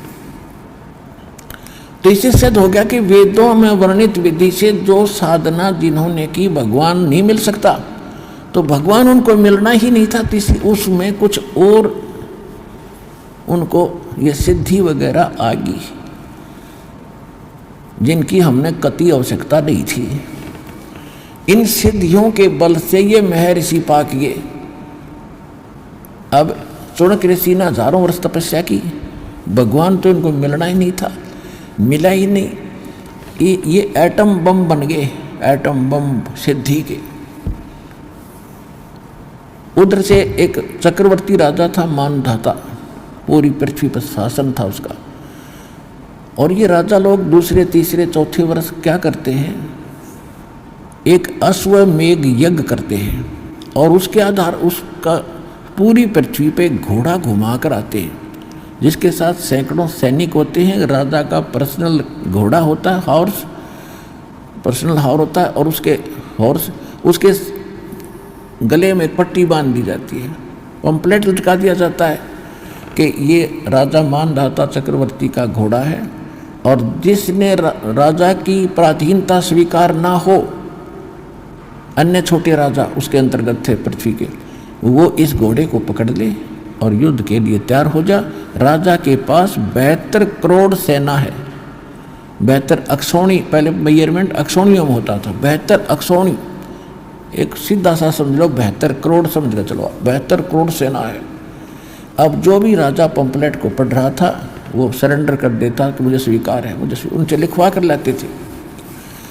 तो घोड़ा वापस आ रहा था, जाते समय भी चुनक ऋषि की कुटिया के पास से गए वो लापड़दा। जब वापस आ रहे थे, जब ऋषि उधर से, काल ने उसका रिमोट से उसमें प्रेरणा कर दी। अब देखो इस काल के जाल को भगवान के तत्व ज्ञान से समझेंगे। पहले तो ये क्या करता है, इनको गलत साधना करवा के एटम बम बनवा लेता है और फिर स्वयं प्रयोग करता है इनका। जैसे ब्रह्मा जी से आकाशवाणी कर दी, तप करो, 1000 वर्ष तप किया, उसमें सिद्धि आ गई। अब रिमोट से कहा कि चलो सृष्टि करो। अब जब वो सिद्धि खत्म हो जाएगी, ब्रह्मा मरो और गधा बनो, चलो हो गया काम इसका। अब इसने ऐसे ही इसके साथ किया हुआ, चुड़क ऋषि के साथ किया। जब वो परिपूर्ण हो गया, बम बन गया, एटम बम सिद्धि का, तब उसके अंदर प्रेरणा करती कि ये कौन है, कहाँ से आए हो, पूछा उन सैनिकों से। सैनिकों ने बताया कि ऋषि जी, हम मानधाता चक्रवर्ती राजा के सैनिक हैं।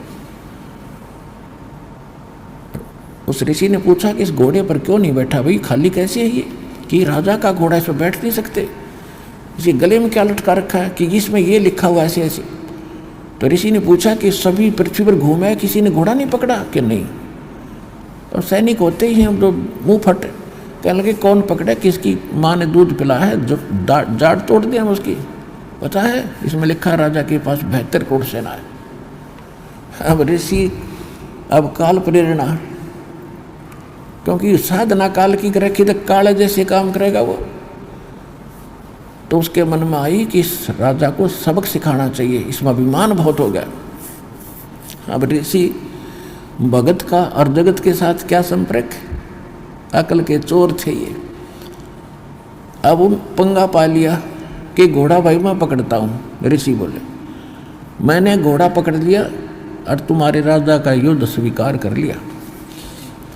अब वो सैनिक कहने लगे, रे कंगले, तेरे दाने खाने को नहीं युद्ध करेगा मानधाता चक्रवर्ती के साथ, तेरी क्यों साथ बोल दे रही है, अपनी जपले माड़ा बाबा जी, चुप करके, इसी में खैर है तेरी।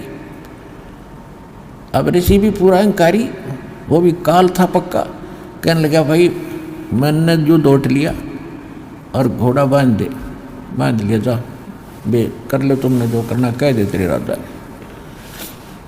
अब देखो 1000 वर्ष तक डले डोए और क्या प्राप्ति की, सिद्धि। उस सिद्धि से 4 परमाणु बम बना लिए। वचन की शक्ति बहुत ज़बरदस्त होती है। इस साधना से जब सिद्धि आ जाती है तो वचन से, परमात्मा ने भी वचन से सब सृष्टि रची, और उस परमात्मा से थोड़ी बहुत हवा टायर में भर के अरियांडी पाक जाते हैं, थोड़ी बहुत भक्ति करके छोटी मोटी सिद्धियाँ प्राप्त कर ली। अब उस सिद्धि से उसने 4 परमाणु, 4 पुतली बना दी। संत भाषा में उसको पुतली कहते हैं, वैज्ञानिक भाषा में 4 परमाणु बम समझ लो। अब उन जा करके सैनिकों ने राजा से बताया तो महामंत्रियों की पंचायत करी। मंत्रियों ने कहा कि राजन, आज एक आदमी ने हिम्मत की है, कल दूसरे का मुंह उठेगा, और निप the evil in the but, बुराई को उस प्रारंभ में समाप्त कर देना चाहिए। और उसको ख़त्म कर दो ऋषि को। तो एक आदमी को मारने के लिए उसने क्या किया, राजा के मंत्रियों ने 72 करोड़ सेना के चार पार्ट बनाए, बटालियन, और एक में 18 करोड़ सेना एकदम भेज दी कि और भी जनता देखोगी इतनी सेना जा रही है, सबके कलेजे धड़केंगे, कोई हिम्मत नहीं करेगा बकवाद करने की, इस उद्देश्य से। अब जो ही उधर से ऋषि ने वह एक पुतली छोड़ दी, उसने 18 करोड़ सेना का सर्वनाश कर दिया। उसके परमाणु बन गए, न जाने कितनी पुतली बनकर कट्टा कट तलवार दिखे चलती, सबकी गर्दन काट दी। राजा ने दूसरी टुकड़ी भेजी, ऋषि ने दूसरी पुतली छोड़ दी। ऐसे 72 करोड़ सेना का उस चुनक ऋषि ने नाश कर दिया। अब यहाँ सूक्ष्म वेद में बता रहे हैं परमात्मा, और इसलिए ये काल कहता है कि ये ज्ञानी आत्मा है तो उदार, लेकिन मेरे वाली इस घटिया गति में सचित रहे। अब इसके साथ क्या बनेगा, यहाँ सूक्ष्म वेद में क्या बताया है कि 72 अक्षौणी अक्षय करी, ये चुनक ऋषिश्वर एक, ये दे धारे जोरा फिर ये सभी काल के वेख। कहते 72 अक्षौणी अक्षय करी, सत्यानाश कर दिया 72 करोड़ सेना का।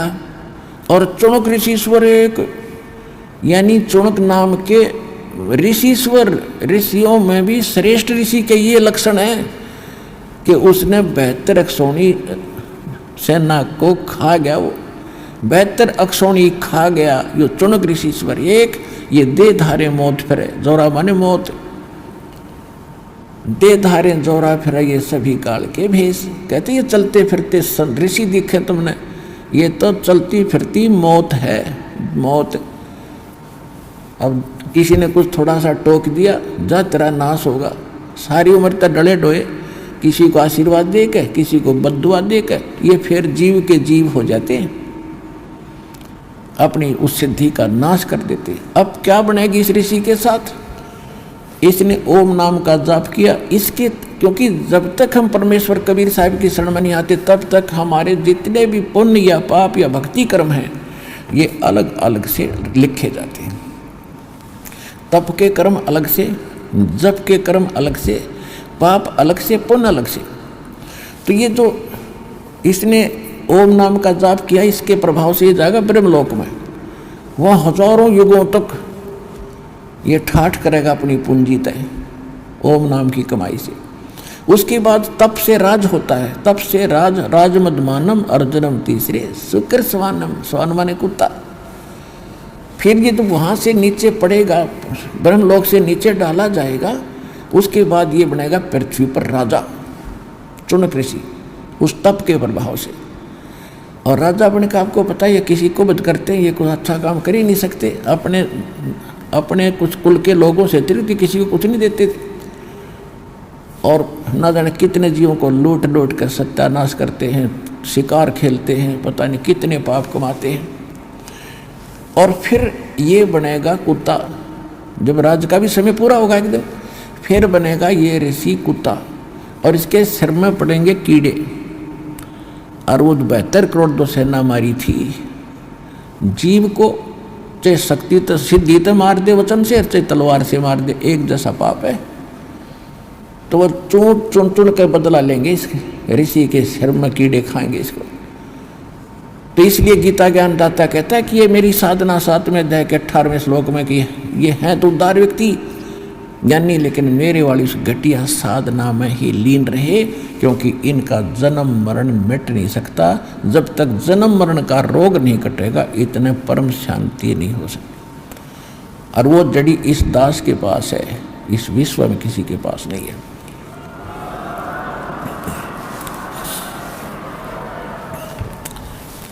अब आते हैं 7वें अध्याय के 19वें श्लोक पे। अब गीता ज्ञानदाता कहता है कि मेरी भक्ति उद्धार टाइप के जो ज्ञानी आत्मा यही करते हैं, और यह घटिया बताई दी इसने।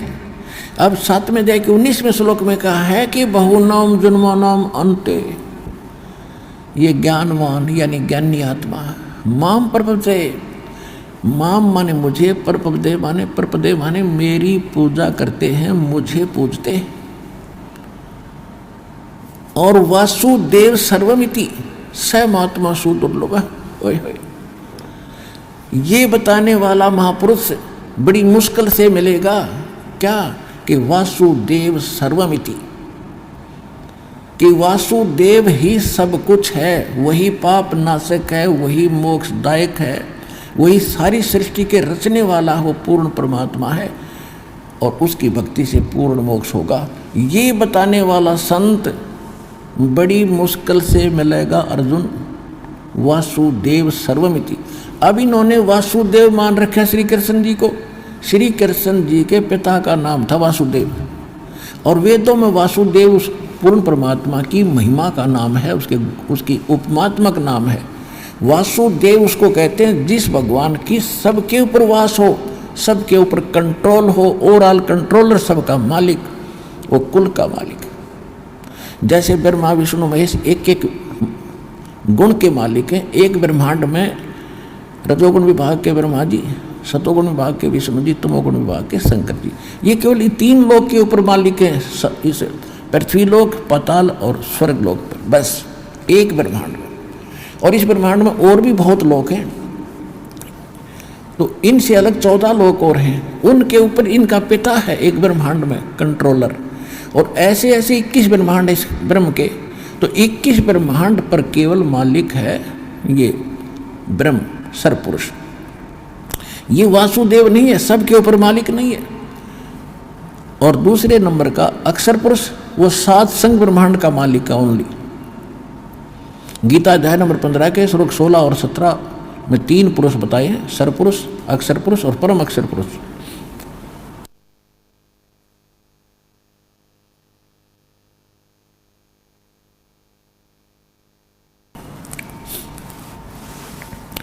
तो जो दूसरे नंबर के अक्षर पुरुष है वो 7 संग ब्रह्मांड का मालिक है।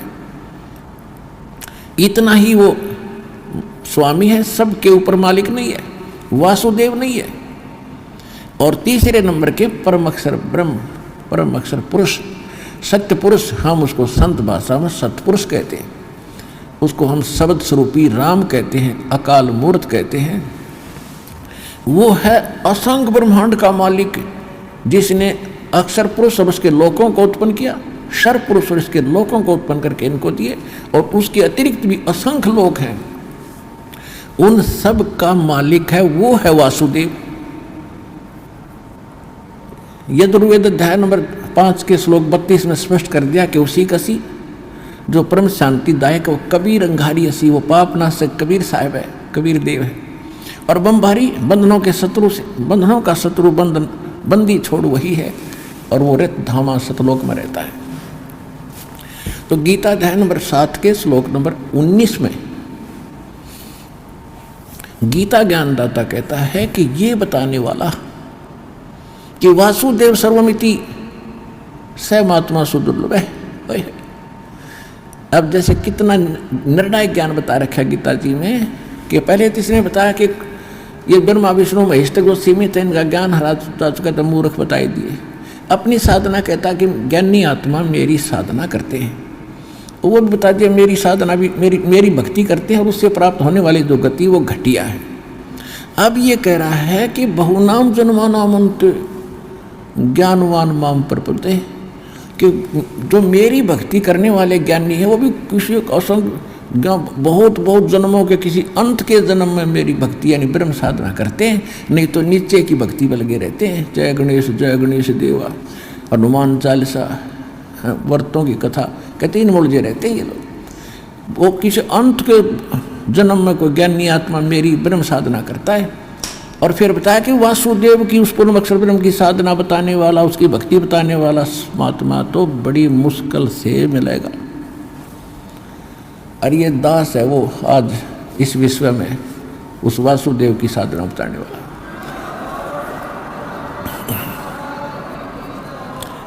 एक समय जब परमात्मा अपने विधान अनुसार सतलोक से आकर आदरणीय गरीबदास साहिब जी गांव चुरानी जिला झज्जर हरियाणा वाले को खेतों में मिले थे, जंगल में, जब 10 वर्ष के बच्चे थे गरीबदास जी। उनको सतलोक लेकर गए थे, अपनी सारी व्यवस्था दिखाई थी। अपन जहाँ भगवान रहते हैं वो वेद बताते हैं, वहाँ गरीबदास जी को लेकर गए थे, वहाँ देख कर आए थे। 8, 10, 12 घंटे के बाद उनको वापस छोड़ा था, उनको मृत जान लिया था, शमशान घाट पर रख दिया था अंतिम संस्कार के लिए गरीबदास जी को। तब उसकी आत्मा को ऊपर की सब सतीथि, सब ब्रह्मा विष्णु महेश की क्या सतीथि है, भगवान कौन है, कबीर साहब ने अपनी सारी परिचय दे करके और उनके अंदर वो ज्ञान फीड करके वापस छोड़ दिया था। और उस चिता के ऊपर वो एकदम कंपन हुई, खड़े हो गए। उसके बाद उन्होंने ये ज्ञान बोलना शुरू किया। इनके ज्ञान को बहुत से भक्तों ने स्वीकार किया। एक उनका शिष्य गरीबदास जी का शिष्य पंजाब में चला गया। पंजाब में लुधियाना के पास एक वासियर गांव है, वासियर, और उस वासियर पिंड के बाहर एक तालाब के ऊपर, जोहड़ के ऊपर, वो सुबह सुबह स्नान करके और ब्रह्म वेदी का पाठ कर रहा था, जैसे हम नित्य नियम करते हैं। उस समय वो ब्रह्म वेदी पढ़ रहा था।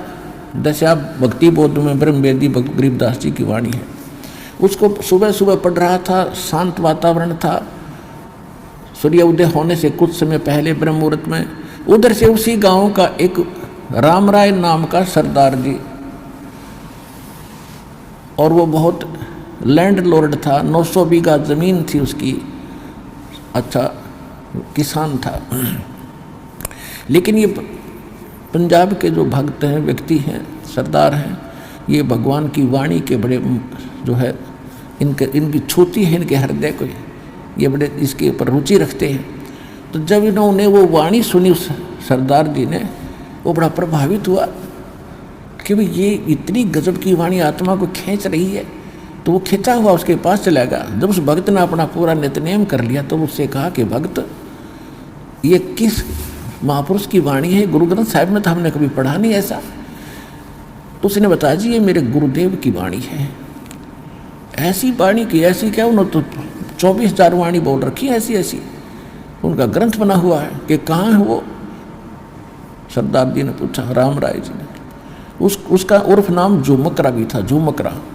झुमकरा का अर्थ होता जो एक शंका ज़्यादा करे, डामाडोल सा मन हो जिसका, बेमीश आदमी को झुमकरा कह देते हैं, जो ज़्यादा शंकाएं करता है।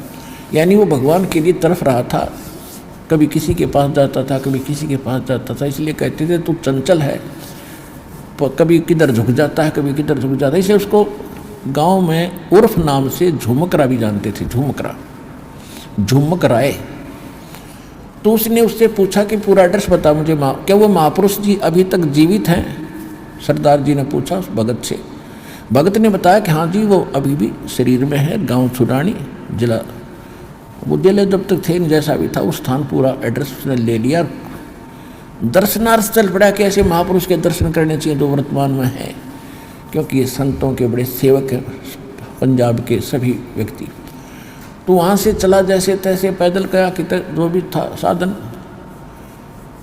गांव में पहुँचा, गरीबदास जी से भेंट हुई, चर्चा चली। तो उन्हें सारी कहानी बताई कि ऐसे ऐसे पूर्ण परमात्मा कोई और है, उसकी भक्ति विधि कुछ अन्य ही है। फिर उन्हें बताया कि हम सुल्तानी नानक तारे दादू को उपदेश दिया, जात दुलाहा भेद न पाया वो काशी माहे कबीर हुआ। गुरु ग्रंथ साहिब के पृष्ठ नंबर 24 पर लिखा है, फाई सूरत मुल्क की वेश ए ठगवाड़ा ठगी, देश खरा सियाणा बहुता भारी, ये धानक रूप रहा करता है। 721 पृष्ठ पर लिखा है, एक अर्ज गुफ्तम पेश तो दर कौन करतार, हक्का कबीर करीम तू बे परवरदिगार। पहले महले की वाणी है, नानक साहिब की वाणी। हक्का कबीर यानी सत कबीर, हे परवरदिगार, हे सारी सृष्टि के रचनहार करतार। नानक जी कहते हैं ये सत कबीर जो है ये पूर्ण परमात्मा है। 731 पृष्ठ पे कहा है कि अंधला नीच जात परदेसी मेरा, खिन आवे चल जावे, और जाकी संगत नानक रेंदा कैसे मोड़ा पावे। नीच जात परदेसी मेरा, और काफी डिटेल बताई उसको। अनंत कोट ब्रह्मांड का एक रति निभार, और सतगुरु पुरुष कबीर हैं ये कुल के सज्जन। तो सरदार जी के एकदम प्रभावित हुआ और कहा कि हे भगवान, हे महाराज, ऐसा ज्ञान तो आज तक किसी ने बताया ही नहीं हमारे को। तब नानक, तब पौना घंटे की वाणी है गुरु सतग्रंथ साहिब के अंदर। गरीबदास जी का जो ग्रंथ है हम उसको सतग्रंथ साहिब बोलते हैं, सच्चा ग्रंथ, यथार्थ ज्ञान उसके अंदर। तो उसमें एक पौने घंटे तक पढ़ा जाता है, पाठ में बच्चे करते हैं डेली, उसमें आता है। इसमें ग्रंथ साहिब में लिखा है, झुमक राय नाम है उस अंग का।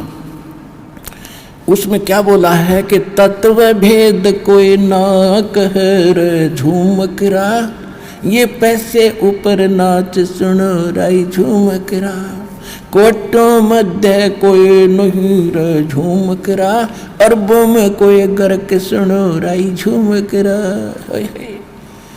कहते इस ज्ञान के जानने वाला, ये तो पैसे के ऊपर नाच हो रहा सबका, और इस तत्व भेद के जानने वाला तुझे करोड़ संतों में नहीं मिलेगा, करोड़ों में, अरबों में कोई मिलेगा, अरबों में, अरबों में कोई गर्क। जैसे हमारी देसी भाषा है हरियाणा की, किसी के पास घना धन होता ना, घने पैसे होते, सेठ साहूकार होता, तो उसको यूं क्या करें भाई, तो धन में गर्क हो रहा है, गर्क यानी खूब धनाढ़ व्यक्ति को गर्क कहते, धन में गर्क है भाई। तो या किसी में ताकत ज़्यादा हो, नौगहंगे में गर्क है भाई, यानी ताकतवर, कंप्लीट समर्थ है। तो इसमें बताया है कि अरबों में कोई गर्क सुनो रही झुमक रहा। अपने आत्माओं, अभी तो आप दो दास का 1 वर्ष 2 वर्ष सत्संग सुन चुके हैं, वो तो फाइनल हो चुका है कि इस विश्वामित्र दास के अतिरिक्त कोई इस ज्ञान के जानने वाला, समाधान के जानने वाला संत नहीं है। और नए बच्चे वो थोड़े दिन में जान जाएंगे। आज भारत यानी कंप्लीट पूरे वर्ल्ड की 7 अरब के आसपास आबादी है, जिसमें साधु संत महंत भी आ लिए। उसमें 7 अरब के अंदर ये दास, एक रामपाल दास के अतिरिक्त किसी के पास ये विधि नहीं है, ज्ञान नहीं है।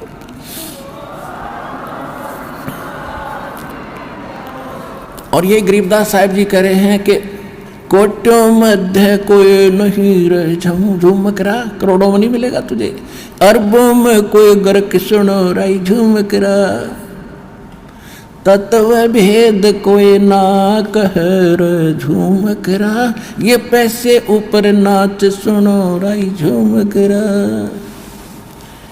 अब कहते हैं पैसे के ऊपर नाच नचा रहे, इसने मतलब नहीं, कथा करो, पैसा मिल गया जेब में डालो, चल भाई। एक पंडित जी था, मनीराम नाम था उसका, मनीराम, और वो किसी गांव में कथा कर रहा था। उसने क्या, कोई तो 1 सप्ताह की क्रिया करते हैं, उसने 1 महीने की कथा रख दी किसी गांव में, 30 दिन की। लालच में रोज के 10-20 रुपये तो आएंगे। पहले रुपया बहुत महंगा होता था, चांदी का नोट होता था। 1 रुपये के अंदर भैंस आ जाती, तो आज 50,000 की आती है, 70,000 की आती है, ऐसी कीमत थी उसमें रुपये की। अब उसने 30 दिन तक कथा करी, 30वें दिन उसने भोग लगाना था, कथा का संपूर्ण करना था। तो गांव के कुछ निकम्मे से हुआ करें, गांव में भी जो शरारती टाइप व्यक्ति, उन्होंने क्या किया कि ये पंडित जी भाई गांव ने इकट्ठा करेगा, ना जाने कितने पैसे लूट के ले जाएगा। उन्होंने उसी दिन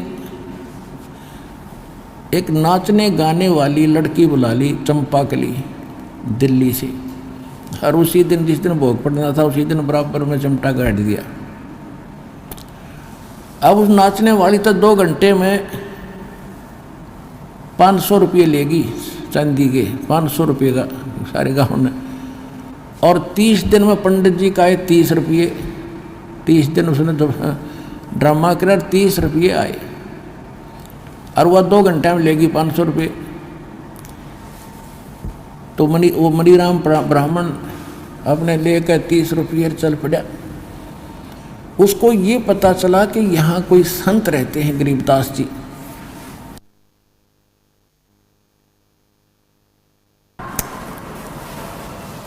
वो गरीबदास जी के पास गए, रुक के बैठ के गरीबदास जी भी बैठे थे वहाँ। कुछ चेले थे गुरु जी के, गरीबदास जी के, वो भी बैठे थे।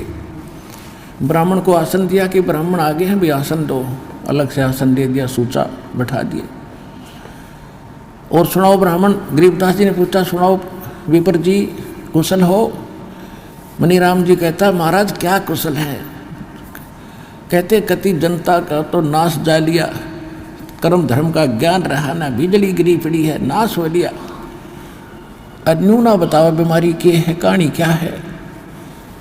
तो वो चेले पूछने लगे गरीबदास जी से, महाराज जी पंडित जी बहुत दुखी हो रहे हैं, बड़े अक्षुब्ध हैं, इनको क्या तकलीफ है? गरीबदास जी कहते हैं कि फूटी ज्ञान विवेक की और अंधा है जगदीश, चंपाकली को 500 और मनीराम को 30। यो रोड़ा है इनका।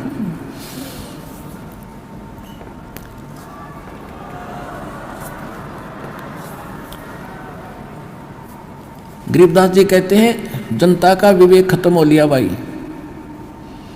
और यहाँ का भगवान अंधा है, इसने सारे उल्टे काम करवाने। यो अंधा है जगदीश। और क्या हुआ कि पंडित जी को तो 30 रुपये मिले हैं, हर चंपाकली 500 लेगी, यो 9 दुख पा रहा है।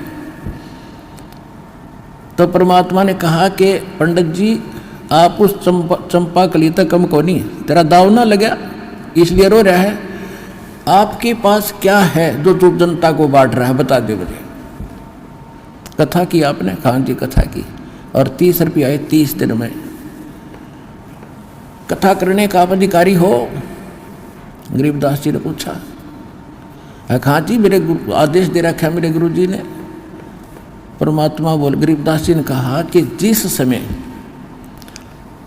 राजा परीक्षित को सर्प ने डसना था ऋषि के श्राप से, उस समय ये सारे ब्राह्मण तुम्हारे जो हेड थे मुखिया, इंक्लूडिंग वेद व्यास जिसने ये पुराण लिखी, सुधा सागर, सुख सागर कहते हो तुम जिसको, इसकी कथा सुनानी थी उसको 7 दिन, और किसी ने हिम्मत नहीं करी। तेरे पृथ्वी के जितने ऋषि में ऋषि थे सब पीछे हट गए ब्राह्मण।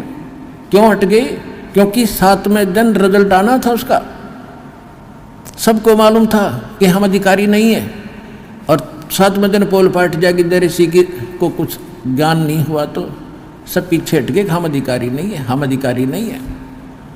फिर कौन कैसे हुई वो कथा? स्वर्ग लोक से सुखदेव ऋषि बुलाए गए थे, उन्होंने कथा सुनाई। जब उस कथा से जो लाभ उसको मिलना था, परीक्षित ऋषि को केवल यहाँ से व्यक्ति हटानी थी उस कथा के प्रभाव से।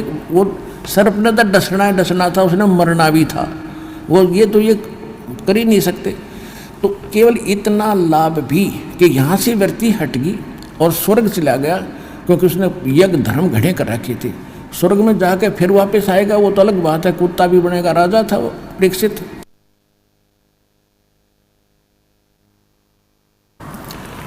जो प्रसंग चल रहा है, तो गरीबदास जी ने कहा कि उस समय ये कहाँ गए थे, तो ये कथा करने वाले सब लोग कहते हम अधिकारी नहीं है। अरे तुम सारे अधिकारी पा के गए, खा के तुम्हारे पास। तो उसी समय शांत हो गया वो ब्राह्मण था, क्योंकि भगवान के लिए तड़फ रहा था कि महाराज बिल्कुल सच्ची बात कही आपने। क्योंकि पढ़ रखी थी कथा, उसको तो बताने की जरूरत नहीं विस्तार से कि फिर कारण क्या है दाता, कि भाई भक्ति कर, इन कथाओं से बात नहीं बढ़ेगी। जिस जिसका तेने पैसा लिया है, किसी का बैल बनेगा, किसी का गधा बनेगा, ये एक एक पाई का हिसाब होगा तेरा। कहाँ तुम कर्म खराब करते फिर रहे हो, अधिकारी नहीं हो, तुम्हारे पास कोई भक्ति मार्ग नहीं है, तुम्हें ज्ञान नहीं भक्ति का। उसी समय उस ब्राह्मण ने समर्पण कर दिया, महाराज मन तक कल्याण चाहिए, आज के बाद कान पकड़ लिया, कति या गलत काम नहीं करूँगा, और भक्ति करी, अपना मोक्ष प्राप्ति की।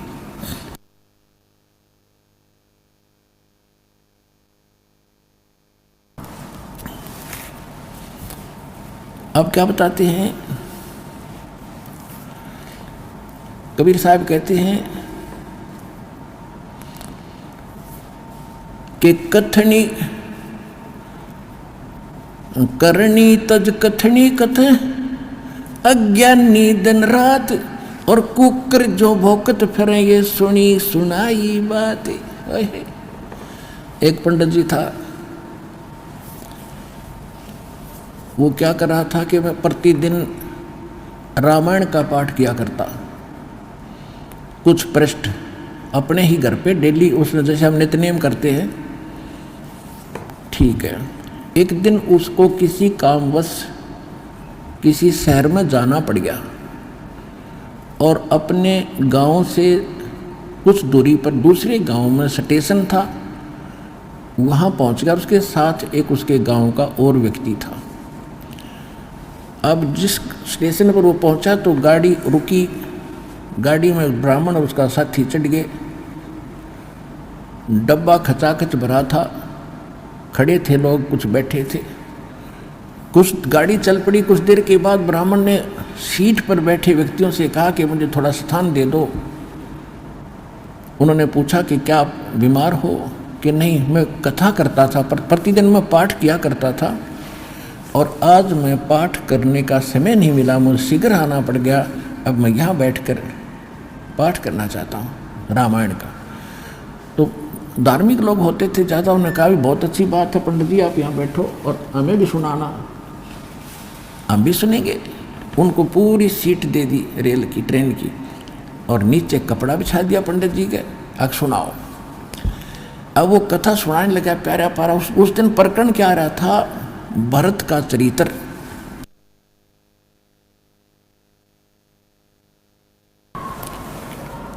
और उसमें सुनाया गया था, उसमें लिखा गया था कि भाई हो तो ऐसा हो, भरत जैसा हो, भाई हो तो ऐसा हो, भरत जैसा हो। देखो भाई के आते ही उसने भाई के राज्य को स्वीकार नहीं किया, जमीन में 6 इंच गड्ढा खोद कर नीचे रहता था, सोता था, और राज की उसके स्थान पर खड़ा रख दी थी गद्दी पर भगवान राम की। रामचंद्र जी आए, उसका राज सौंप दिया था। भाई हो तो ऐसा। सब ने ताड़ी पीटी, वाह पंडित जी, वाह पंडित जी, बड़ी कथा सुनाई।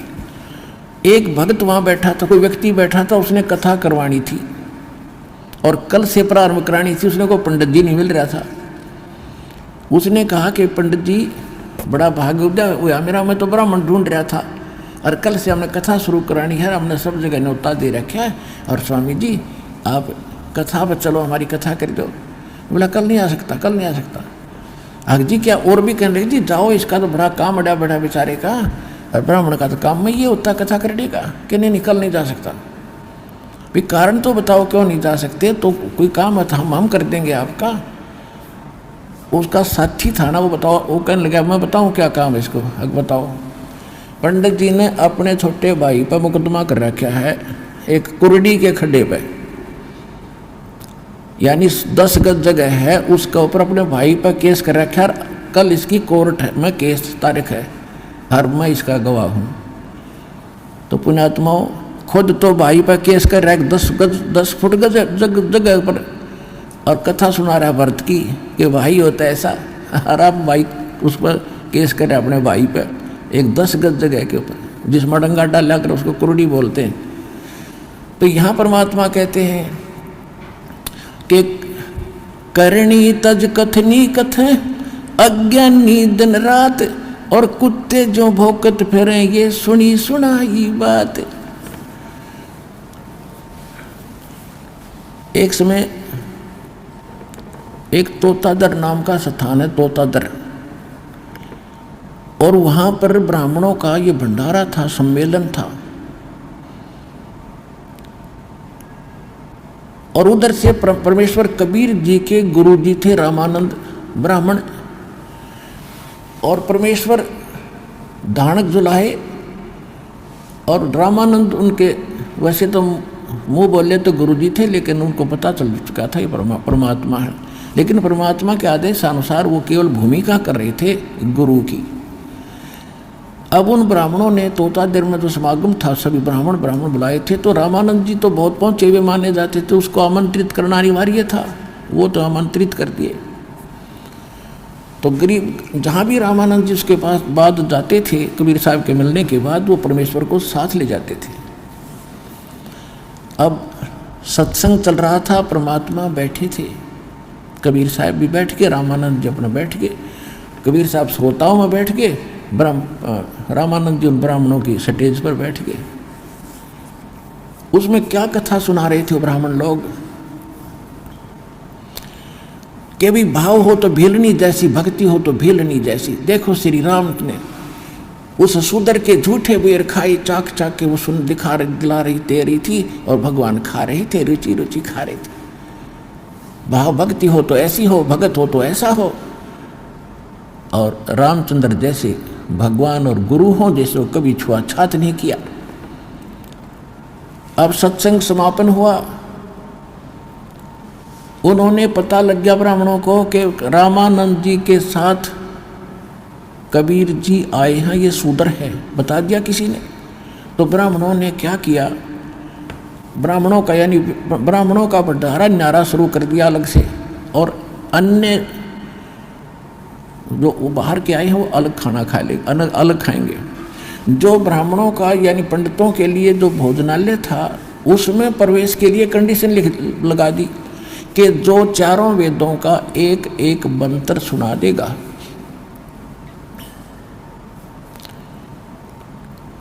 वही इस भंडारे में आओगा। उनको मालूम था कबीर जी तो जानते नहीं, संस्कृत पढ़े नहीं, इसलिए आप पे ठट जाएंगे। अब जब सब ब्राह्मण आ रहे थे उन्हें तो गोट रखे थे, श्लोक सुनाओ और फटते मंत्र सुनाओ और अंदर जाओ, मंत्र सुनाओ अंदर जाओ। अब परमात्मा का नंबर आया कि जी मंत्र सुनाओ। वहाँ एक भैंसा घूम रहा था, आसपास चल रहा था चारा, छोटा सा एक भैंसा। उसको कहा भैंसा राम इधर आना।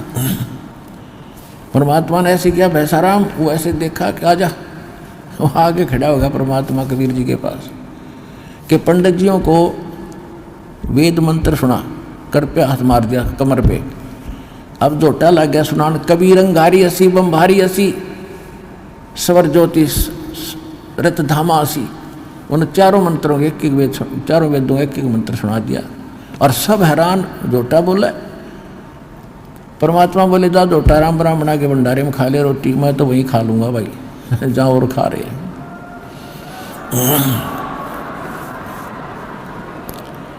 वहाँ कम से कम 4-5 हजार ब्राह्मण थे।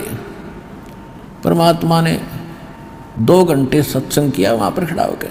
अरे तुम बात तो सुना रहे थे बेलनी और राम की, तुम भगवान से बड़े हो गए। उसने तो शूद्र से कोई नफरत नहीं की, बेलनी से, और तुम नफरत कर रहे हो। यहाँ परमात्मा ने कहा था कि करनी तज कथनी कथे अज्ञानी दिन रात, और कुकर जो भौकत पर ये सुनी सुनाई बात। कथनी कर का है नहीं, कहते करनी के कथनी के सूर्य घने, ये कथे अटंबर ज्ञान, और बार जवाब आवे नहीं फिर लीद करे मैदान। 5000 ब्राह्मणों ने परमात्मा का ज्ञान स्वीकार किया और नाम स्वीकार किया और भक्ति की अपना कल्याण करवाया।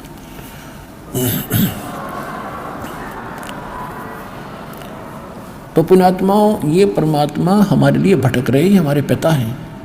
ये ब्राह्मण भी उसी के बच्चे थे। कहते 100 छलछीदर मैं करूँ अपने धन के काज। उनको लाइन पर लाना था। आज तो ब्राह्मण बने फिरे थे, अहंकार में डूबे फिरे थे, बड़ी इज्जत थी संसार में, और कल क्या बनता उनके साथ। कहते पंडित हुए कुकरा हवे करे हमेश, अगले जन्म में ये ब्राह्मण कहते कुत्ते की योनि में जाकर जो सत भक्ति नहीं करता फिर भौंकता फिरे। तो भगवान अपने बच्चों को इन दुखों से बचाने के लिए भटक रहे हैं, उनके लिए यही कारण बनाया और उनको सत भक्ति दी, उनका कल्याण कराया। तो प्रसंग जो चला था,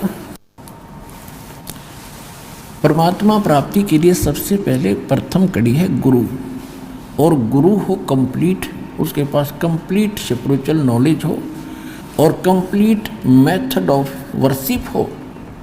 तो वो कंप्लीट गुरु ये रामपाल दास है इस विश्व में। अपना कल्याण कराओ और दृढ़ होकर लग जाओ और मोक्ष कराओ। चलो सतलोक में। बोलो सतगुरुदेव की।